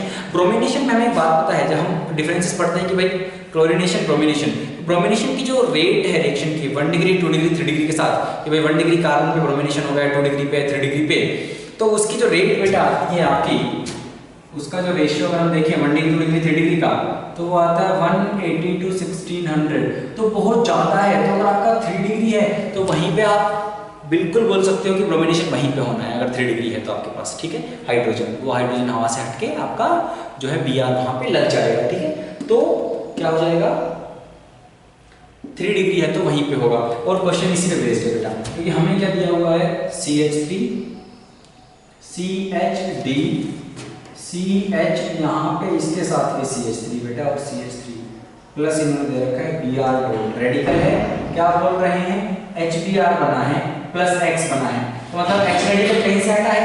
अब आप कह रहे सर यहाँ से हटेगा, यहाँ से हटेगा H, यहाँ से या फिर यहाँ से, देखिए ये क्या है बेटा, सिंपल सी बात है 1 डिग्री है, ये क्या है 1 डिग्री है, ये क्या है 3 डिग्री, ये क्या है 2 डिग्री है, तो ऑब्वियस सी बात है 3 डिग्री वाला यहाँ पे लगा दीजिए H को हटा के Br, बस यहाँ पे Br लग जाएगा, क्योंकि जो रेट है आप देख सकते हो, ठीक है, तो ऑप्शन नंबर 2 में आपको ये मिलेगा, ठीक है। चलिए अगला क्वेश्चन देखिए बेटा, क्वेश्चन नंबर 65 में आपसे बोला गया है कि alum is a water purifier because it, तो एलम जो है भाई वो वाटर प्यूरिफायर क्यों है, आप नाले में गंदा पानी लीजिए, एक बाल्टी भर लीजिए, एलम को उसमें मिला दीजिए, अच्छे से मिक्स हो ही जाएगा वो, क्योंकि वो जो है क्लोराइड सॉल्यूशन बनाता है।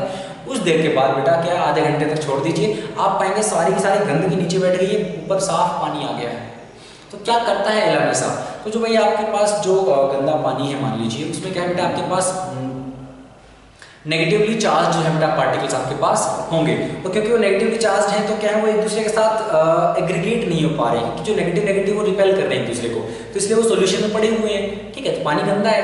जब आप एलम मिलाते हो तो एलम क्या करेगा, एलम पॉजिटिवली चार्ज, तो वो एलम और नेगेटिवली चार्ज जो पॉजिटिवली चार्ज हो गए अपने पास, नेगेटिवली ऑलरेडी थे, पॉजिटिवली हमने मिला दिया, तो वो न्यूट्रलाइज कर देंगे पहले एक दूसरे को। और एलम जब उसको न्यूट्रलाइज कर देगा, उसके बाद जो पार्टिकल्स बचे हैं आपके पास, सैंड के हों जिसके भी हों, उनके में क्या होगा, उनमें जो वंडरफुल फोर्सेस हैं उन इंटरेक्शन की वजह से क्या है बेटा, वो पास पास आएंगे और कंबाइन हो जाएंगे, वजन बढ़ेगा, नीचे बैठ जाएंगे, तो फिर वहां पे वो आपका नीचे बैठ जाएंगे और आपका पानी जो है बेटा साफ हो जाएगा। तो क्या किया एलम ने, क्या किया, उस चार्जेस को न्यूट्रलाइज किया और फिर अपने आप जो है कोगुलेट हो गई चीजें। ठीक है, तो क्या करता है, कोगुलेट्स द इम्प्योरिटीज, इम्प्योरिटीज को कोगुलेट कर देता है। तो क्या हो जाएगा इसका answer, coagulates the impurities, option number 1। चलिए 66 की तरफ देखते हैं बेटा। 66 में क्या बोला गया है, इलेक्ट्रोफाइल कौन नहीं है, बहुत ही आसान क्वेश्चन है। कई बार क्या है, हम केवल पॉजिटिव चार्ज देखा समझ बैठते हैं कि इलेक्ट्रोफाइल है और हम जो है उसको आंसर मार देते हैं। लेकिन इलेक्ट्रोफाइल वो है जो इलेक्ट्रॉन पेयर को बेटा क्या है, जैसे उसको इलेक्ट्रॉन्स चाहिए, राइट। न्यूक्लियोफाइल क्या है, डोनेट करता है। इलेक्ट्रोफाइल क्या है, उसको चाहिए। तो अगर उसको चाहिए तो उसके पास कुछ वेकेंट ऑर्बिटल भी तो होना चाहिए। अगर ऑर्बिटल वेकेंट नहीं है, केवल पॉजिटिव चार्ज के बेसिस पे नहीं बोल सकते आप, वो फॉर्मल चार्ज भी हो सकता है, मतलब उसके पास वेकेंट ऑर्बिटल होना चाहिए, तब जाके आप बोल सकते हो कि हाँ वेकेंट ऑर्बिटल है, this can behave as an electrophile, right. तो आपको जो ऑप्शंस दिए गए हैं वो इसी बेस्ड है बेटा। तो पहले आपको अमोनियम आयन दिया गया है, ये NHHH, 4 बॉन्ड बना दिए नाइट्रोजन के आपने, 8 इलेक्ट्रॉन हो गए हैं बाहर की तरफ, इसके पास वेकेंट ऑर्बिटल नहीं है, this can not behave as an electrophile. तो ऑप्शन 1 इलेक्ट्रोफाइल नहीं है। ऑप्शन 2 भी सिमिलर है, OHH+, ये भी इसके पास भी बेटा क्या है, आपके पास वेकेंट ऑर्बिटल नहीं है, तो ये भी नहीं हो पाएगा, एक लोन पेयर हो जाएगा इसके पास, ध्यान रखना। उसके बाद थर्ड आपको दिया गया है RC, इस पे प्लस डबल बॉन्ड हो, हाँ इस पे जरूर, क्योंकि इसने 2 सिग्मा बनाए हैं, एक पाई बनाया है, इसके पास एक वेकेंट ऑर्बिटल खाली है, इसलिए 6 इलेक्ट्रॉन ही हो रहे हैं बेटा, राइट। इलेक्ट्रॉनिक कॉन्फ़िगरेशन लिख के वहां से भी आप ये सब चीज कर सकते हो, लेकिन उतना डिटेल में जाने की जरूरत नहीं है। आई होप बेसिक चीजें आपको करना आती होंगी। तो मेरे 6 इलेक्ट्रॉन आ रहे हैं, तो अगर 6 आ रहे हैं यहाँ बेटा, तो कार्बन के पास वेकेंट ऑर्बिटल है तो वो इलेक्ट्रोफाइल की तरह बिहेव कर सकता है, लेकिन ये दोनों नहीं कर सकते हैं। आपको जो पॉजिटिव चार्ज दिख रहा है, that does not guarantee that you have vacant orbital, right. ये क्या है आपके पास, ये केवल फॉर्मल चार्ज है, आप अगर देखो तो, है ना। अब गिनना तो यहाँ पे अगर नाइट्रोजन के पास 8 इलेक्ट्रॉन हैं सराउंडिंग में, सेकंड पीरियड का बेटा, ऑक्टेट एक्सपेंड नहीं कर सकते हैं, डी इसके पास नहीं है, तो ऑब्वियसली इनके पास विकेट नहीं है, तो ये इलेक्ट्रोफाइल की तरह बिहेव नहीं कर सकते हैं। तो 1 and 2 both, they both are not electrophiles, option number 4।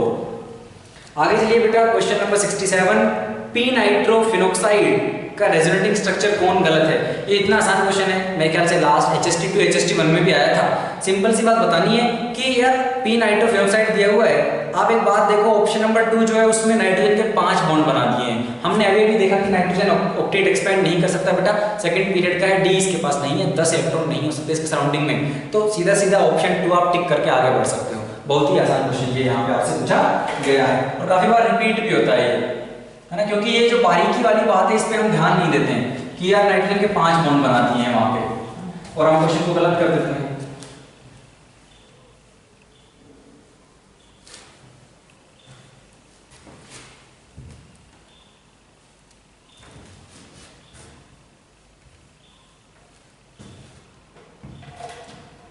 Question number 67, P nitrophenoxide. तो चलिए भाई ऐसा कुछ बना लेते हैं, ये फिनॉक्साइड हो गया, पैरा पे माइनस प्लस कर लीजिए, ठीक है, या इसको ऐसा कर लीजिए, ठीक है बेटा। तो क्या क्या हो सकता है, अब देखिए यहाँ पे क्या हो सकता है भाई, ये इधर जाए, मान लीजिए ये इधर जाए, तो एक आप क्या बना सकते हो, ऐसा ऐसा बेटा, यहाँ पे माइनस डबल बॉन्ड हो, और नाइट्रो पे ऐसा हो, ऐसा, उसके बाद क्या है, ये इधर जाए, ये इधर जाए, तो आप क्या कर दोगे, डबल बॉन्ड यहाँ पे minus, and double bond O, nitro double bond O, उसके बाद आप क्या कर सकते हो, यहाँ से क्या हो सकता है, यहाँ से क्या है, अगर आप इसको यहाँ पे ले जाना चाह रहे हो तो इसको हटाना पड़ेगा बेटा, ठीक है। तो मतलब एक ये बन सकता है मेरे पास, डबल बॉन्ड और डबल बॉन्ड एन ओ, इस तरह का कुछ बन सकता है ना, या फिर इस चार्ज को हम इधर भी ला सकते थे, इसको इधर लाए और इसको इधर लाए, इस तरीके से भी कर सकते थे आप। ठीक, तो आप ध्यान से देखो, सबसे पहला वाला तो आपको यही दिया गया है ऑप्शन में, तो ये तो बन रहा है हमारा। फिर जो ऑप्शन 2 है वो ये वाला है। जिन बच्चों को नहीं दिख रहा है तो उन्होंने ऐसे दिया है, इसको प्लस कर दिया, इसको माइनस कर दिया, बात बराबर ही है। ठीक है, और ऑप्शन 4 जो है वो कुछ ऐसा है, ऑप्शन 4। तो ऑप्शन 2 नहीं बन सकता है, ऑप्शन 2 नहीं बन सकता है, ऑप्शन 2 आंसर बेटा। क्वेश्चन नंबर 68 में क्या बोला गया है, correct order of stability of intermediates is, क्या आपको कार्बन कटायन दिए गए हैं, आपको कुछ कार्बन कटायन दिए गए हैं। इस क्वेश्चन में जनरली हम गलती कर देते हैं, क्या गलती करते हैं, हम इंडक्टिव इफेक्ट की सोचने लगते हैं, जबकि हम हाइपोकंजुगेशन को भूल जाते हैं। उन्होंने क्या दिया है यहाँ पे, एक में CH3 है, फिर एक में CH2CH3 है, फिर आइसो ग्रुप लगा दिया है, फिर टर्ट ग्रुप लगा दिया है। एक बात समझना, जब आपने टर्ट लगाया, आप ग्रुप की बल्किनेस बढ़ा रहे हो, ठीक है, आप इंडक्टिव इफेक्ट को तो बढ़ा रहे हो, लेकिन ये प्लस चार्ज यहाँ गया, यहाँ आया, फिर ये यहाँ आया, यहाँ पे जब प्लस आएगा तो ये जो 3 हाइड्रोजन है ये हाइड्रोकॉन्जुगेशन शो कर सकते थे। जब आपने टर्ट ग्रुप लगाया तो इसके पास हाइड्रोजन तो है ही नहीं, और ऐसा नहीं कि ये वाला शिफ्ट करके यहाँ आ सकता है चार्ज कि ये नो हाइड्रोकॉन्जुगेबल होंगे, नहीं, डायरेक्टली कनेक्टेड तो इसके साथ है ना भाई वो, तो वैसा कुछ भी नहीं हो सकता है बेटा। तो हमने इंडक्टिव बढ़ाने के चक्कर में कहीं ना कहीं हाइड्रोकॉन्जुगेशन को खो दिया है, तो इधर इंडक्टिव तो बढ़ रहा है लेकिन हाइपोकंजुगेशन घट रहा है, और अपने को पता है हाइपोकंजुगेशन ज्यादा अच्छा इफेक्ट है एज कंपेयर टू बेटा इंडक्टिव। तो सबसे अच्छा कौन स्टेबलाइज कर पाएगा, CH3, 3 अल्फा हाइड्रोजन है, यहाँ पे 2 है अल्फा, यहाँ पे 1 अल्फा, यहाँ पे 0 अल्फा है, तो 1 2 3 4 सीधा सीधा ऑप्शन हो जाएगा बेटा, ऑप्शन नंबर 1। अगला क्वेश्चन देखिए बेटा, क्वेश्चन नंबर 69 में से क्या बोला गया है, -i का ऑर्डर बताना है, यार ये बहुत ही आसान है। ठीक है, इसमें अगर अपन सीधा देखें तो कुछ कुछ जगह आप सीधा पता कर सकते हैं बेटा। अपने को पता है कि पहले कुछ इस तरह के ऑर्डर आते हैं, NF3+, है ना, NH3+, ये सब, फिर आपका नाइट्रो, साइनो, इस तरह से चलता है। ठीक है, अब अगर आप ऑप्शन देखो तो कई जगह जो है नाइट्रो को फ्लोरीन से भी पीछे दे रखा है ना, साइनो से पीछे दे रखा है, जैसे ऑप्शन 4, तो वो गलत हो गया क्योंकि इसमें नाइट्रो 3rd नंबर पे, उससे आगे फ्लोराइड मतलब फ्लोरीन भी है, गलत हो गया। ऑप्शन 3rd क्यों गलत है, क्योंकि नाइट्रो और साइनो के बीच में उन्होंने NH3 लगा दिया है, NH3 नहीं, ठीक है, तो वो भी गलत है। उसके बाद ऑप्शन 1 अगर आप देखो बेटा ना, देखो सीधा सीधा थ्योरेटिकल क्वेश्चन है, लेकिन लॉजिकली हम इसको पता कर सकते हैं। थ्योरेटिकल इन द सेंस कि इसमें आपको ऑर्डर लिखाया जाता है, वो रटने की जरूरत नहीं है, आपको देख के पता लगाना आना चाहिए कि यार किसका -i किससे ज़्यादा है, किसका -m ज़्यादा है, किसका +m ज़्यादा है, वो आपको देख के पता लगना चाहिए। अगर आपको दिए गए हैं 4 कंपाउंड, तो आप 4 स्पीशीज या 4 इस तरह के आपको ग्रुप दिए गए हैं, तो आप बता पाओ किस ग्रुप का -m ज़्यादा होगा बेटा, किसका कम होगा। तो अगर आप 1 देखो तो 1 में NO2 के बाद दे रखा है NR3+, वो भी गलत है, ये आगे आएंगे। ठीक है, और तो सेकंड ही बचता है हमारे पास आंसर, तो सेकंड वाला सही हो जाएगा। सेकंड में क्या है, देखिए पहले क्या दिया है इन्होंने, NR3+ दे रखा है, फिर OR दे रखा है, फिर NH2 दे रखा है, सही है। इलेक्ट्रोनेगेटिविटी जो है वो ऑक्सीजन की ज्यादा है नाइट्रोजन से, और कुछ है ही नहीं इनके पास, ये भी ठीक है। और उसके बाद एक बेंजीन रिंग दे रखी है, कोई दिक्कत नहीं है, यहाँ पे sp2 कार्बन है ना, नाइट्रोजन से उसकी इलेक्ट्रोनेगेटिविटी कम ही होती है, कोई दिक्कत नहीं है, तो ये वाला ऑप्शन सही है। आगे चलते हैं बेटा, क्वेश्चन नंबर 70 को देखिए कौन सा ऑर्डर सही है, कुछ एसिडिक स्ट्रेंथ बेसिक स्ट्रेंथ का ऑर्डर दिया गया है। ऑप्शन नंबर 1 अगर हम यहाँ पे देखें, एनिलीन है, यहाँ पे मिथाइल ग्रुप है, ठीक है, और दूसरा जो है जिससे कंपेयर करना है, एनिलीन की पैरा पोजीशन पे मिथाइल है, ये क्या है, स्टेरिक इनहिबिशन ऑफ प्रोटोनेशन का केस है बेटा।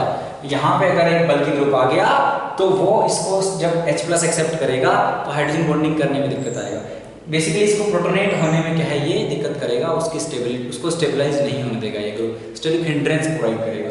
तो स्टेरिक इनहिबिशन ऑफ प्रोटोनेशन की वजह से आपकी जो बेसिक स्ट्रेंथ है बेटा वो रिड्यूस हो जाती है। तो कौन ज्यादा बेसिक है, ये क्या दिया हुआ है, उल्टा दिया हुआ है, तो वो गलत ऑर्डर है। ऑप्शन नंबर 2 में हमें एसिडिक स्ट्रेंथ बतानी है। एसिडिक स्ट्रेंथ में क्या है, एक में नाइट्रो दे रखा है, मतलब नाइट्रो जो है OH की, एक में ऑर्थो पोजीशन पे बेटा, है ना, एक में क्या है पैरा पोजीशन पे। मैं जो बोल रहा हूँ उसको भी सुनना है, बोर्ड पे देखने का कोई ज्यादा पॉइंट है नहीं। तो अगर ऑर्थो नाइट्रोफिनॉल है, पैरा नाइट्रोफिनॉल है, अगर ऑर्थो नाइट्रोफिनॉल फिनोल तो बेटा क्या हो जाएगी वहां पे intramolecular hydrogen bonding.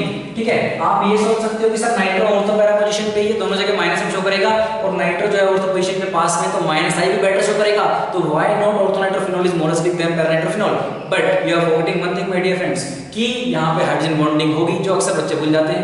Hydrogen bonding की वजह से ये इस H को आसानी से नहीं जाने देगा, इसकी वजह से इसकी एसिडिक स्ट्रेंथ रिड्यूस हो जाएगी। तो ज्यादा एसिडिक कौन? Para nitro phenol. तो क्या आ जाएगा यहाँ पे? पैरा दिया हुआ क्या है? ऑर्थो, वो भी गलत है। तो एक ही ऑप्शन बचता है जो करेक्ट है बेटा, ऑप्शन नंबर 3, और उसको हम देख लेते हैं यहाँ पे। ऑप्शन नंबर 3 में क्या दिया हुआ है आपको? वानिडीन और एमिडीन्स दिए हुए हैं, व्हिच मींस, और अपने को पता है सबसे ज्यादा बेसिक बेटा क्या है अपना? वानिडीन ही है, NH2 NH2। तो यहाँ पे क्यों ज्यादा बेसिक? कि ये जो नाइट्रोजन है, मान लीजिए इसने एक H+ एक्सेप्ट किया तो यहाँ पे प्लस चार्ज आएगा, तो ये जो लोन पेयर है बेटा ये प्लस चार्ज आएगा, ये इलेक्ट्रॉन यहाँ शिफ्ट करवा तो कार्बन भी प्लस आएगा, लेकिन ये दोनों अपने प्लस m से उसको स्टेबलाइज कर देंगे, ऐसा आप सोच सकते हो। तो ग्वानिडीन जो मोस्ट बेसिक है। अब एमिडीन क्या है? एक NH2 को हटा के उन्होंने एक यहाँ पे CH3 लगा दिया है, तो CH3 है तो ये परसेंट तो शो नहीं कर सकता ना यार, इसके पास लोन पेयर थोड़ी ना है। अब आपके पास एक ही ग्रुप बचा है, पहले दो ग्रुप थे जो स्टेबलाइज कर सकते थे। ठीक है, तो ग्वानिडीन is more basic then amidine, तो वही आपको दिया गया है कि जो यहाँ पे एंड वाला केस था that is more basic than CH3 वाला case, which means guanidine is more basic than बेटा क्या हो जाएगा आपका? एमिडीन। तो ये ऑप्शन सही है, ऑप्शन नंबर 3 वही हमने बात की थी। ठीक है, चलिए अगला क्वेश्चन देखते हैं बेटा, क्वेश्चन नंबर 71।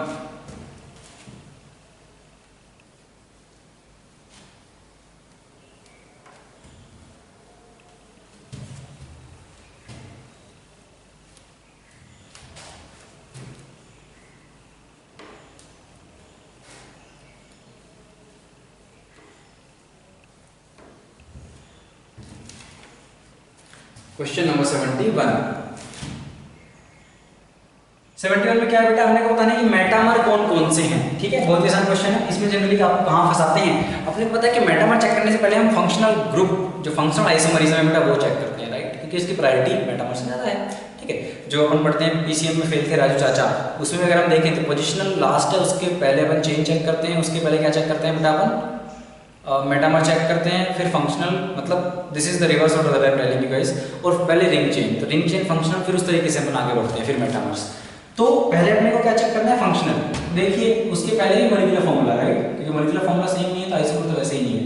एक आपको ये दिया गया है बेटा, एक आपको ये दिया गया है, ये फंक्शनल नहीं है, ये एल्डिहाइड है, कीटोन है, ये सॉरी ये फंक्शनल है, नॉट मेटामर्स, तो ये नहीं हो सकता आंसर।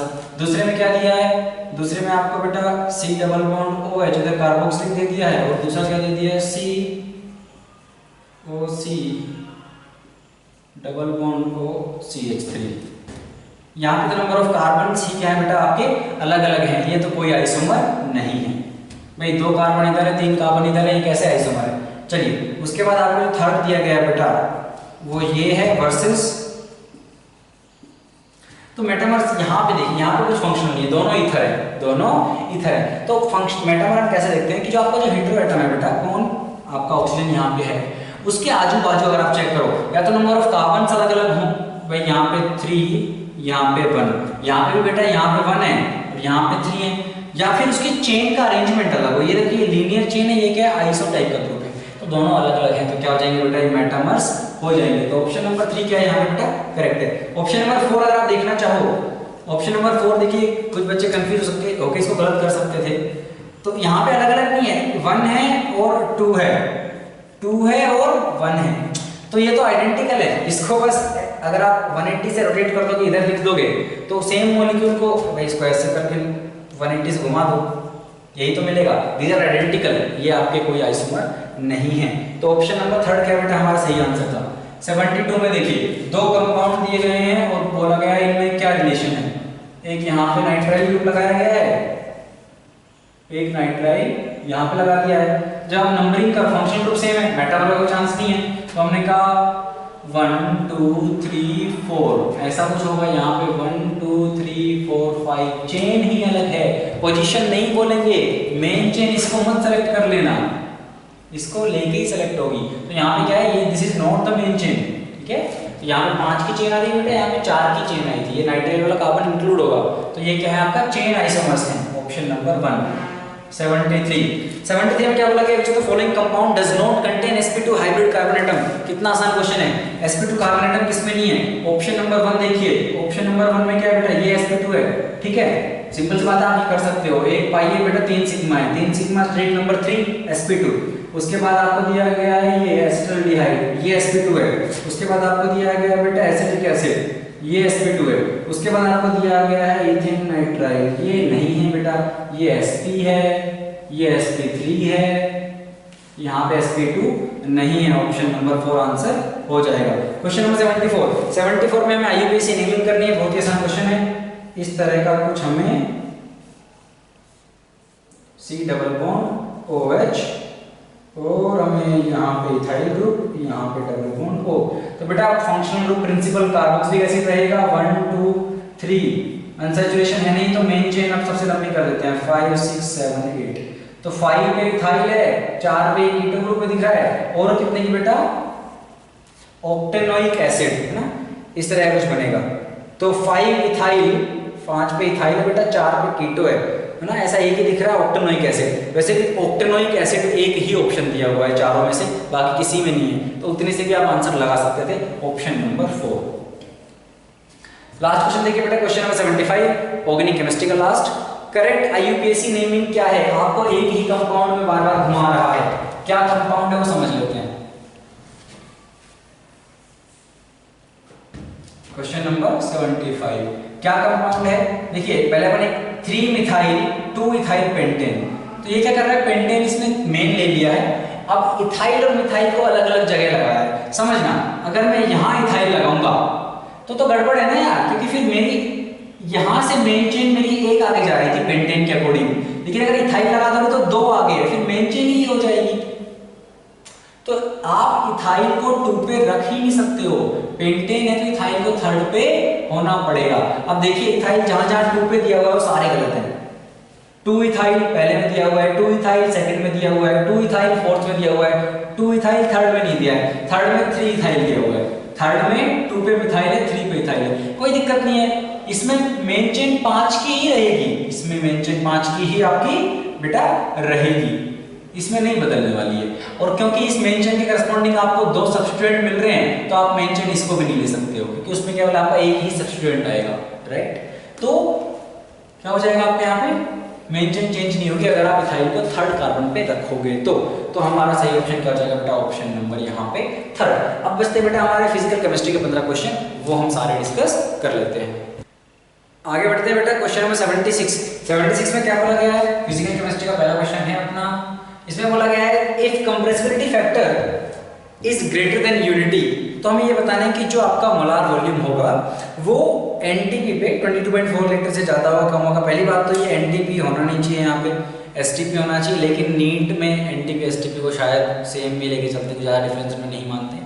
बाकी देखिए टेम्परेचर प्रेशर की कंडीशन अलग अलग होती हैं, तो टेक्निकली तो अलग होना चाहिए, ठीक है। लेकिन अपने पास ऑप्शन नहीं है, सारे 22.4 से ही कंपेयर करवा रखे हैं और एनटीपी ही दे रखा है, ठीक है। वैसे देखिए एसटीपी पे 22.4 है, तो एनटीपी पे आपको प्रेशर ऑलमोस्ट सेम मान लीजिए, बस केवल टेम्परेचर को वेरी करा के अगर आप निकालेंगे तो वैल्यू ज़्यादा आएगी, तो अलग आनी चाहिए थी मोलार वॉल्यूम की वैल्यू, ठीक है। लेकिन अपने को पता है ठीक है 22.4 है तो 22.4 मान के कर देंगे यहाँ पे।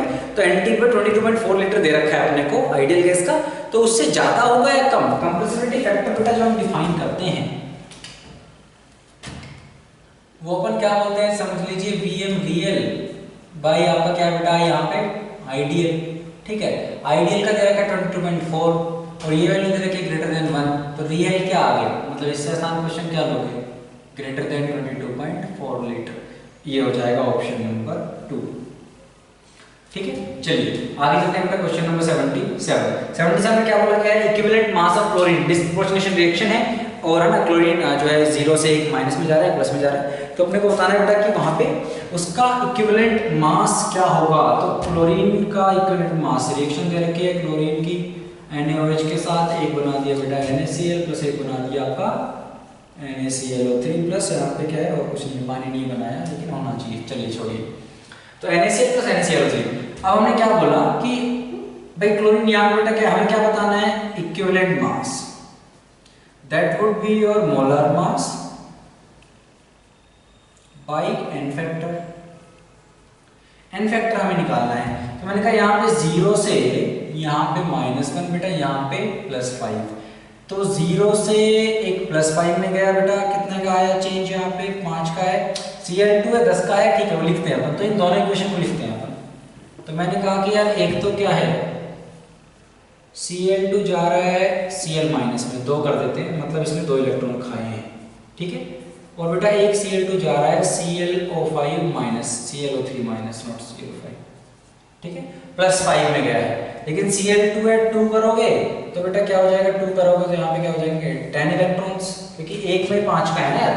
Cl 0 से +5 में गया, लेकिन Cl2 है तो 2 Cl तो 10 का आ जाएगा।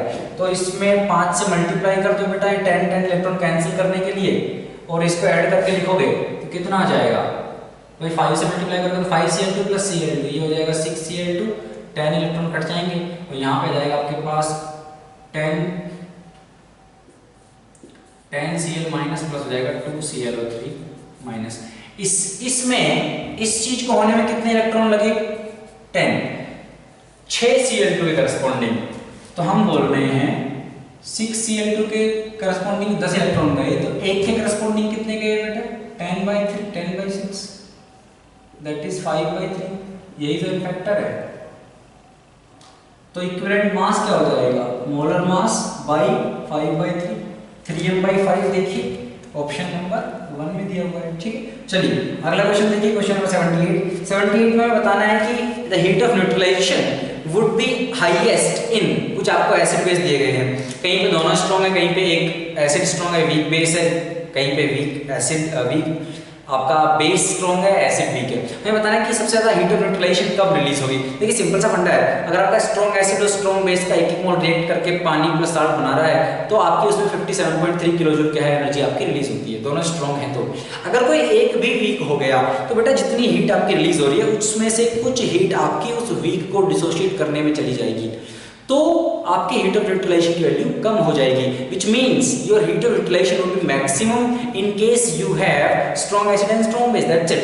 If any one of them is weak, your heat of utilization is going to decrease, as simple as that. तो हमें दोनों स्ट्रॉन्ग ढूंढने हैं, ऑप्शन नंबर 4 में दोनों स्ट्रॉन्ग है, वरना देखिए पहला ऑप्शन जो है उसमें अमोनिया और एसिटिक एसिड है, दोनों वीक हैं, दूसरे वाले में अमोनिया HCl है, एसिड स्ट्रॉन्ग है, बेस वीक है, थर्ड में पोटेशियम हाइड्रोक्साइड बेस है लेकिन एसिटिक एसिड है, वीक है, और लास्ट में पोटेशियम हाइड्रोक्साइड है बेटा, और क्या आपका HCl है, दोनों ही स्ट्रॉन्ग है, KOH है वो HCl बहुत स्ट्रॉन्ग, तो ये वाला आंसर हो जाएगा। 79 में देखिए क्या बताना है, if n + 3h, ये भी काफी आसान क्वेश्चन है बेटा, इन्होंने क्या हमें कुछ करने के लिए दिया ही नहीं है इस क्वेश्चन में, क्योंकि इन्होंने सब ऑलरेडी कर दिया है। n + 3h बेटा ये बना रहा है NH3, और क्या बोल रहा है कि इस प्रोसेस में जो डेल्टा H है वो कितनी आई, x किलो कैलोरी। तो ये बता दो NH की बॉन्ड एनर्जी कितनी है।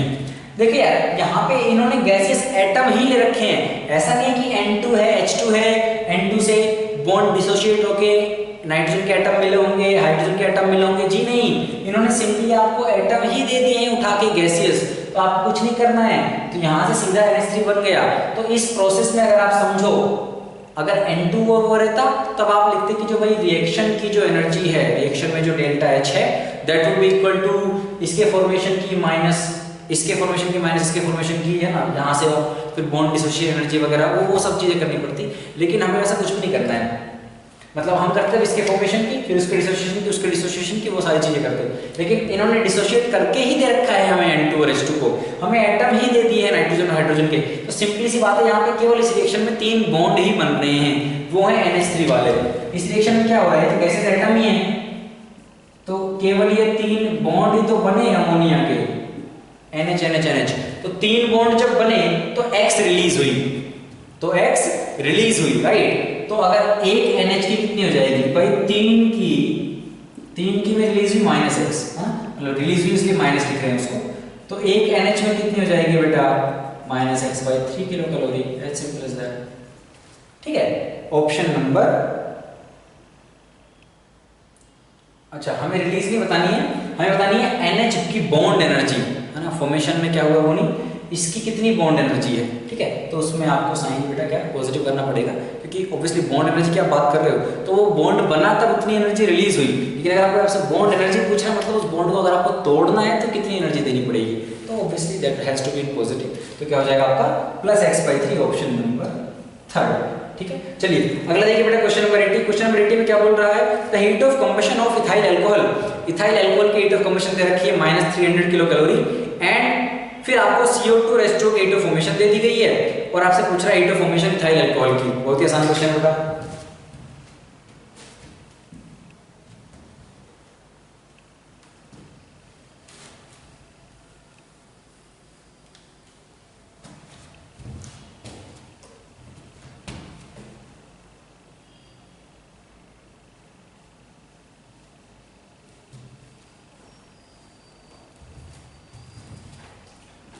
चलिए क्वेश्चन नंबर 80।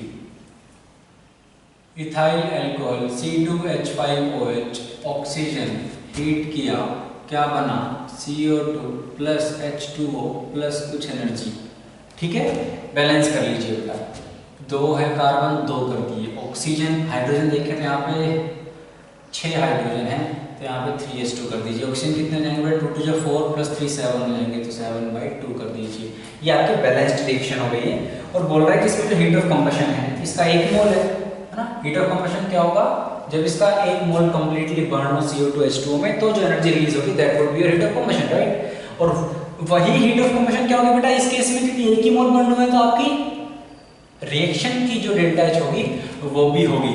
तो हम बोल रहे हैं delta H reaction would be your delta H combustion of C2H5OH, and इस रिएक्शन की डेल्टा H क्या होगी, heat of formation of CO2, ठीक है। CO2 की जो बनी उसका 2 टाइम्स, हाँ, क्योंकि कोफिशिएंट 2 है, plus 3 into delta H formation of बेटा, मतलब प्रोडक्ट का फॉर्मेशन माइनस रिएक्टेंट का, यही होता है। रिएक्शन की जो हीट होती है, एंथैल्पी होती है, तो प्रोडक्ट की हमने लिख दी 2 into delta H formation of CO2 plus 3 into delta H formation of H2O, minus oxygen तो स्टैंडर्ड स्टेट में बेटा इसकी 0 होगी, और आपकी माइनस उसका 1 ही मोल है, तो 1 ही कोफिशिएंट है, delta H formation of C2H5OH, यही तो निकालना है हमें इसको, ठीक है। और हीट ऑफ रिएक्शन दे रखा है किस फॉर्म में, कंबशन की फॉर्म में, वही हीट ऑफ रिएक्शन होगा, that is given as -300 kilo calorie is equal to, ये दे रखा है CO2 का 100, तो ये हो जाएगा -200,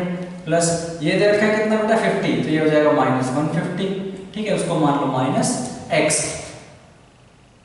ठीक है।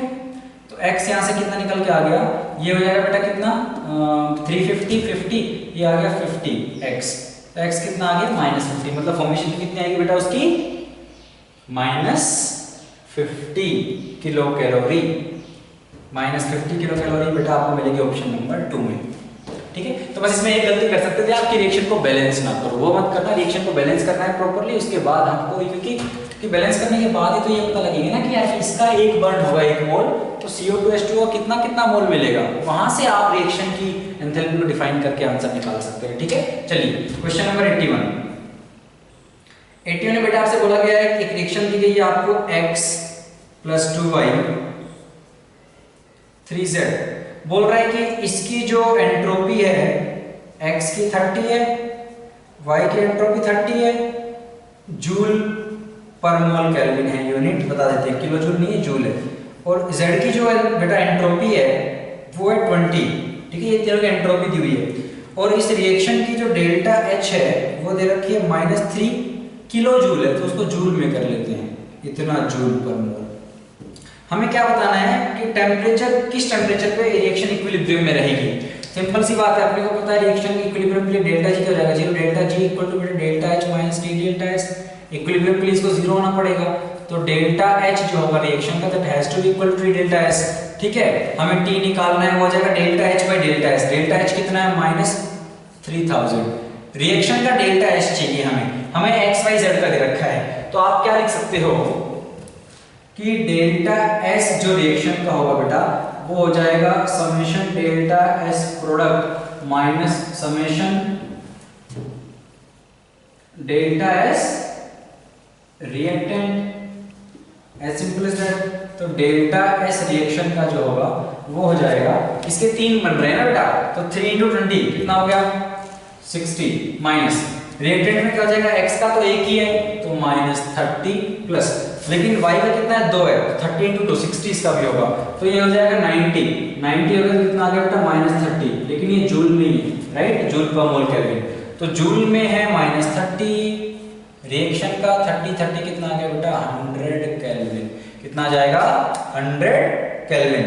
तो कुछ नहीं करना था, इस क्वेश्चन में केवल इतना सा ट्रिक था कि आपको अगर x y z की आपको एंट्रोपीज दी हुई है तो क्या आप वहां से रिएक्शन की एंट्रोपी निकाल सकते हो, ठीक है, तो प्रोडक्ट माइनस रिएक्टेंट कर सकते हैं इस तरीके से, रिएक्शन की जाएगी और आपको डेल्टा जी इक्वल टू 0 पता होना चाहिए, इक्विलिब्रियम, वहां से आप आंसर इसका निकाल सकते हैं। अगला क्वेश्चन देखिए बेटा, काफी आसान क्वेश्चन है 82 में क्या दिया गया है हमें कि एक सिस्टम है जिसकी इंटरनल एनर्जी इवन थी, वहां से अपन ने कितनी हीट निकाली है, तो क्या हो जाएगा बेटा, दी नहीं है तो -450 जूल इतनी हीट निकाली है, और उन्होंने बोल रहा है वर्क सिस्टम पे किया गया है तो 600 जूल किया गया है, तो हमें बताना कि सिस्टम की एनर्जी कितनी होगी।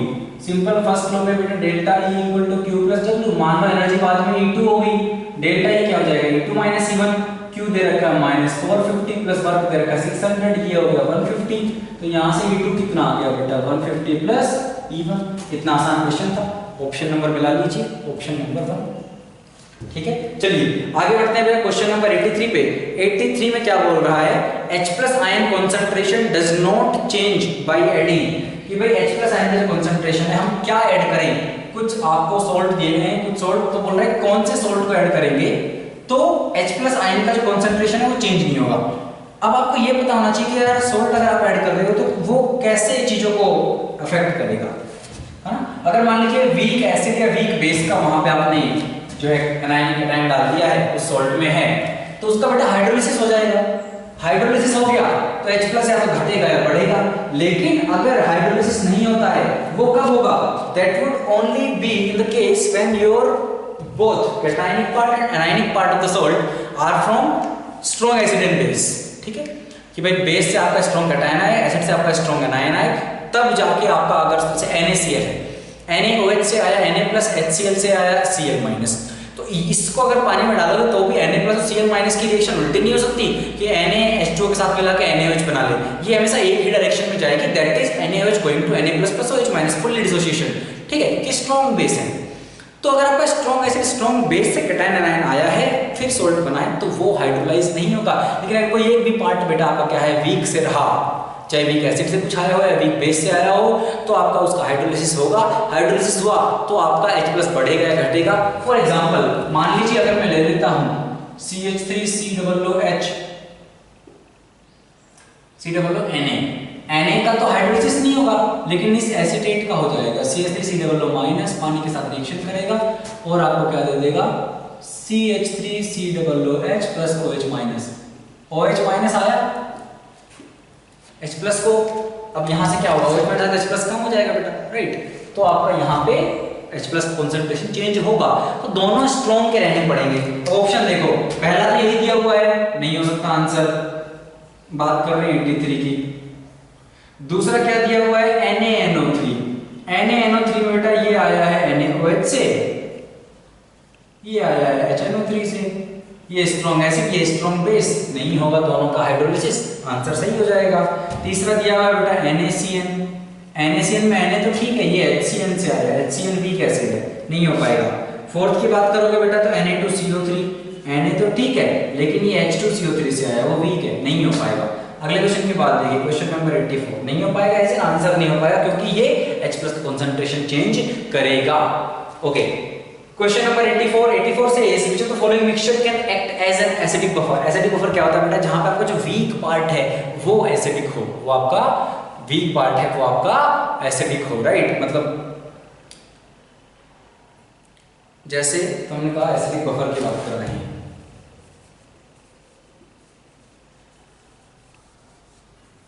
तो एसिडिक बफर अगर मुझे बनाना तो कैसा बनेगा, वीक पार्ट एसिडिक हो, मतलब मेरा क्या हो, बफर के लिए वीक एसिड प्लस उस वीक एसिड का जो सॉल्ट हो with strong base, weak acid and it's salt with strong base, यही तो मेरी बफर की कंडीशन। बफर की कंडीशन क्या है, आपका वीक एसिड हो and that weak acid salt with strong base, right. जैसे कि कैसे एग्जांपल हो जाएगा बेटा, CH3 मान लीजिए एसिटिक एसिड है और प्लस एसिटिक एसिड कॉन्जुगेट हो गया CH3COO माइनस और स्ट्रॉन्ग बेस NaOH के साथ, ऐसा कुछ, इसको बोलेंगे हम एसिडिक बफर, ठीक है।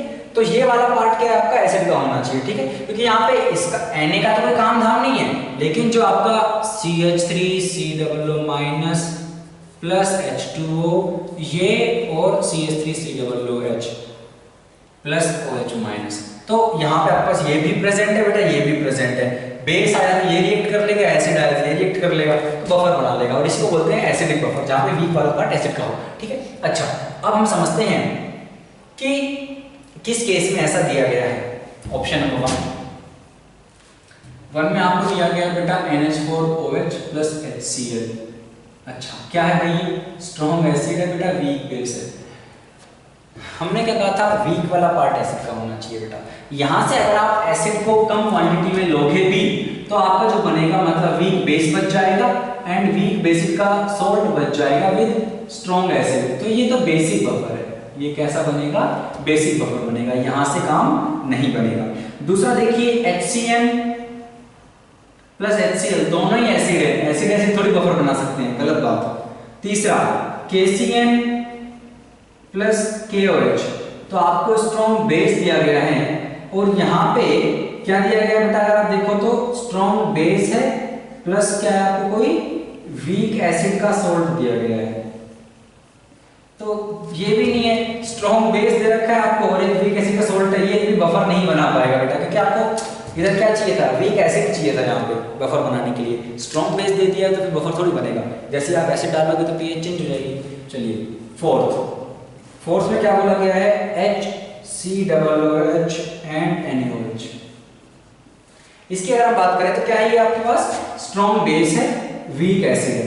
अगर आप स्ट्रॉन्ग बेस को कम क्वांटिटी में लोगे, ठीक है, कम इक्विवेलेंट इसके लोगे, तो वीक एसिड भी बचा ले जाएगा और वीक एसिड सोल्ट बना लेगा, वीक एसिड सोल्ट बना लेगा स्ट्रॉन्ग बेस के साथ। हमने वही कहा था कि आपके पास वीक एसिड भी होना चाहिए और उसका salt with strong base, that is your acidic buffer, which means option number 4 serves a buffers, option number 4 is the correct answer, ठीक है बेटा। चलिए अगला क्वेश्चन देखिए, क्वेश्चन नंबर 85 अगेन आपका आयनिक से है, सोल्युबिलिटी प्रोडक्ट पे क्या पूछा गया है।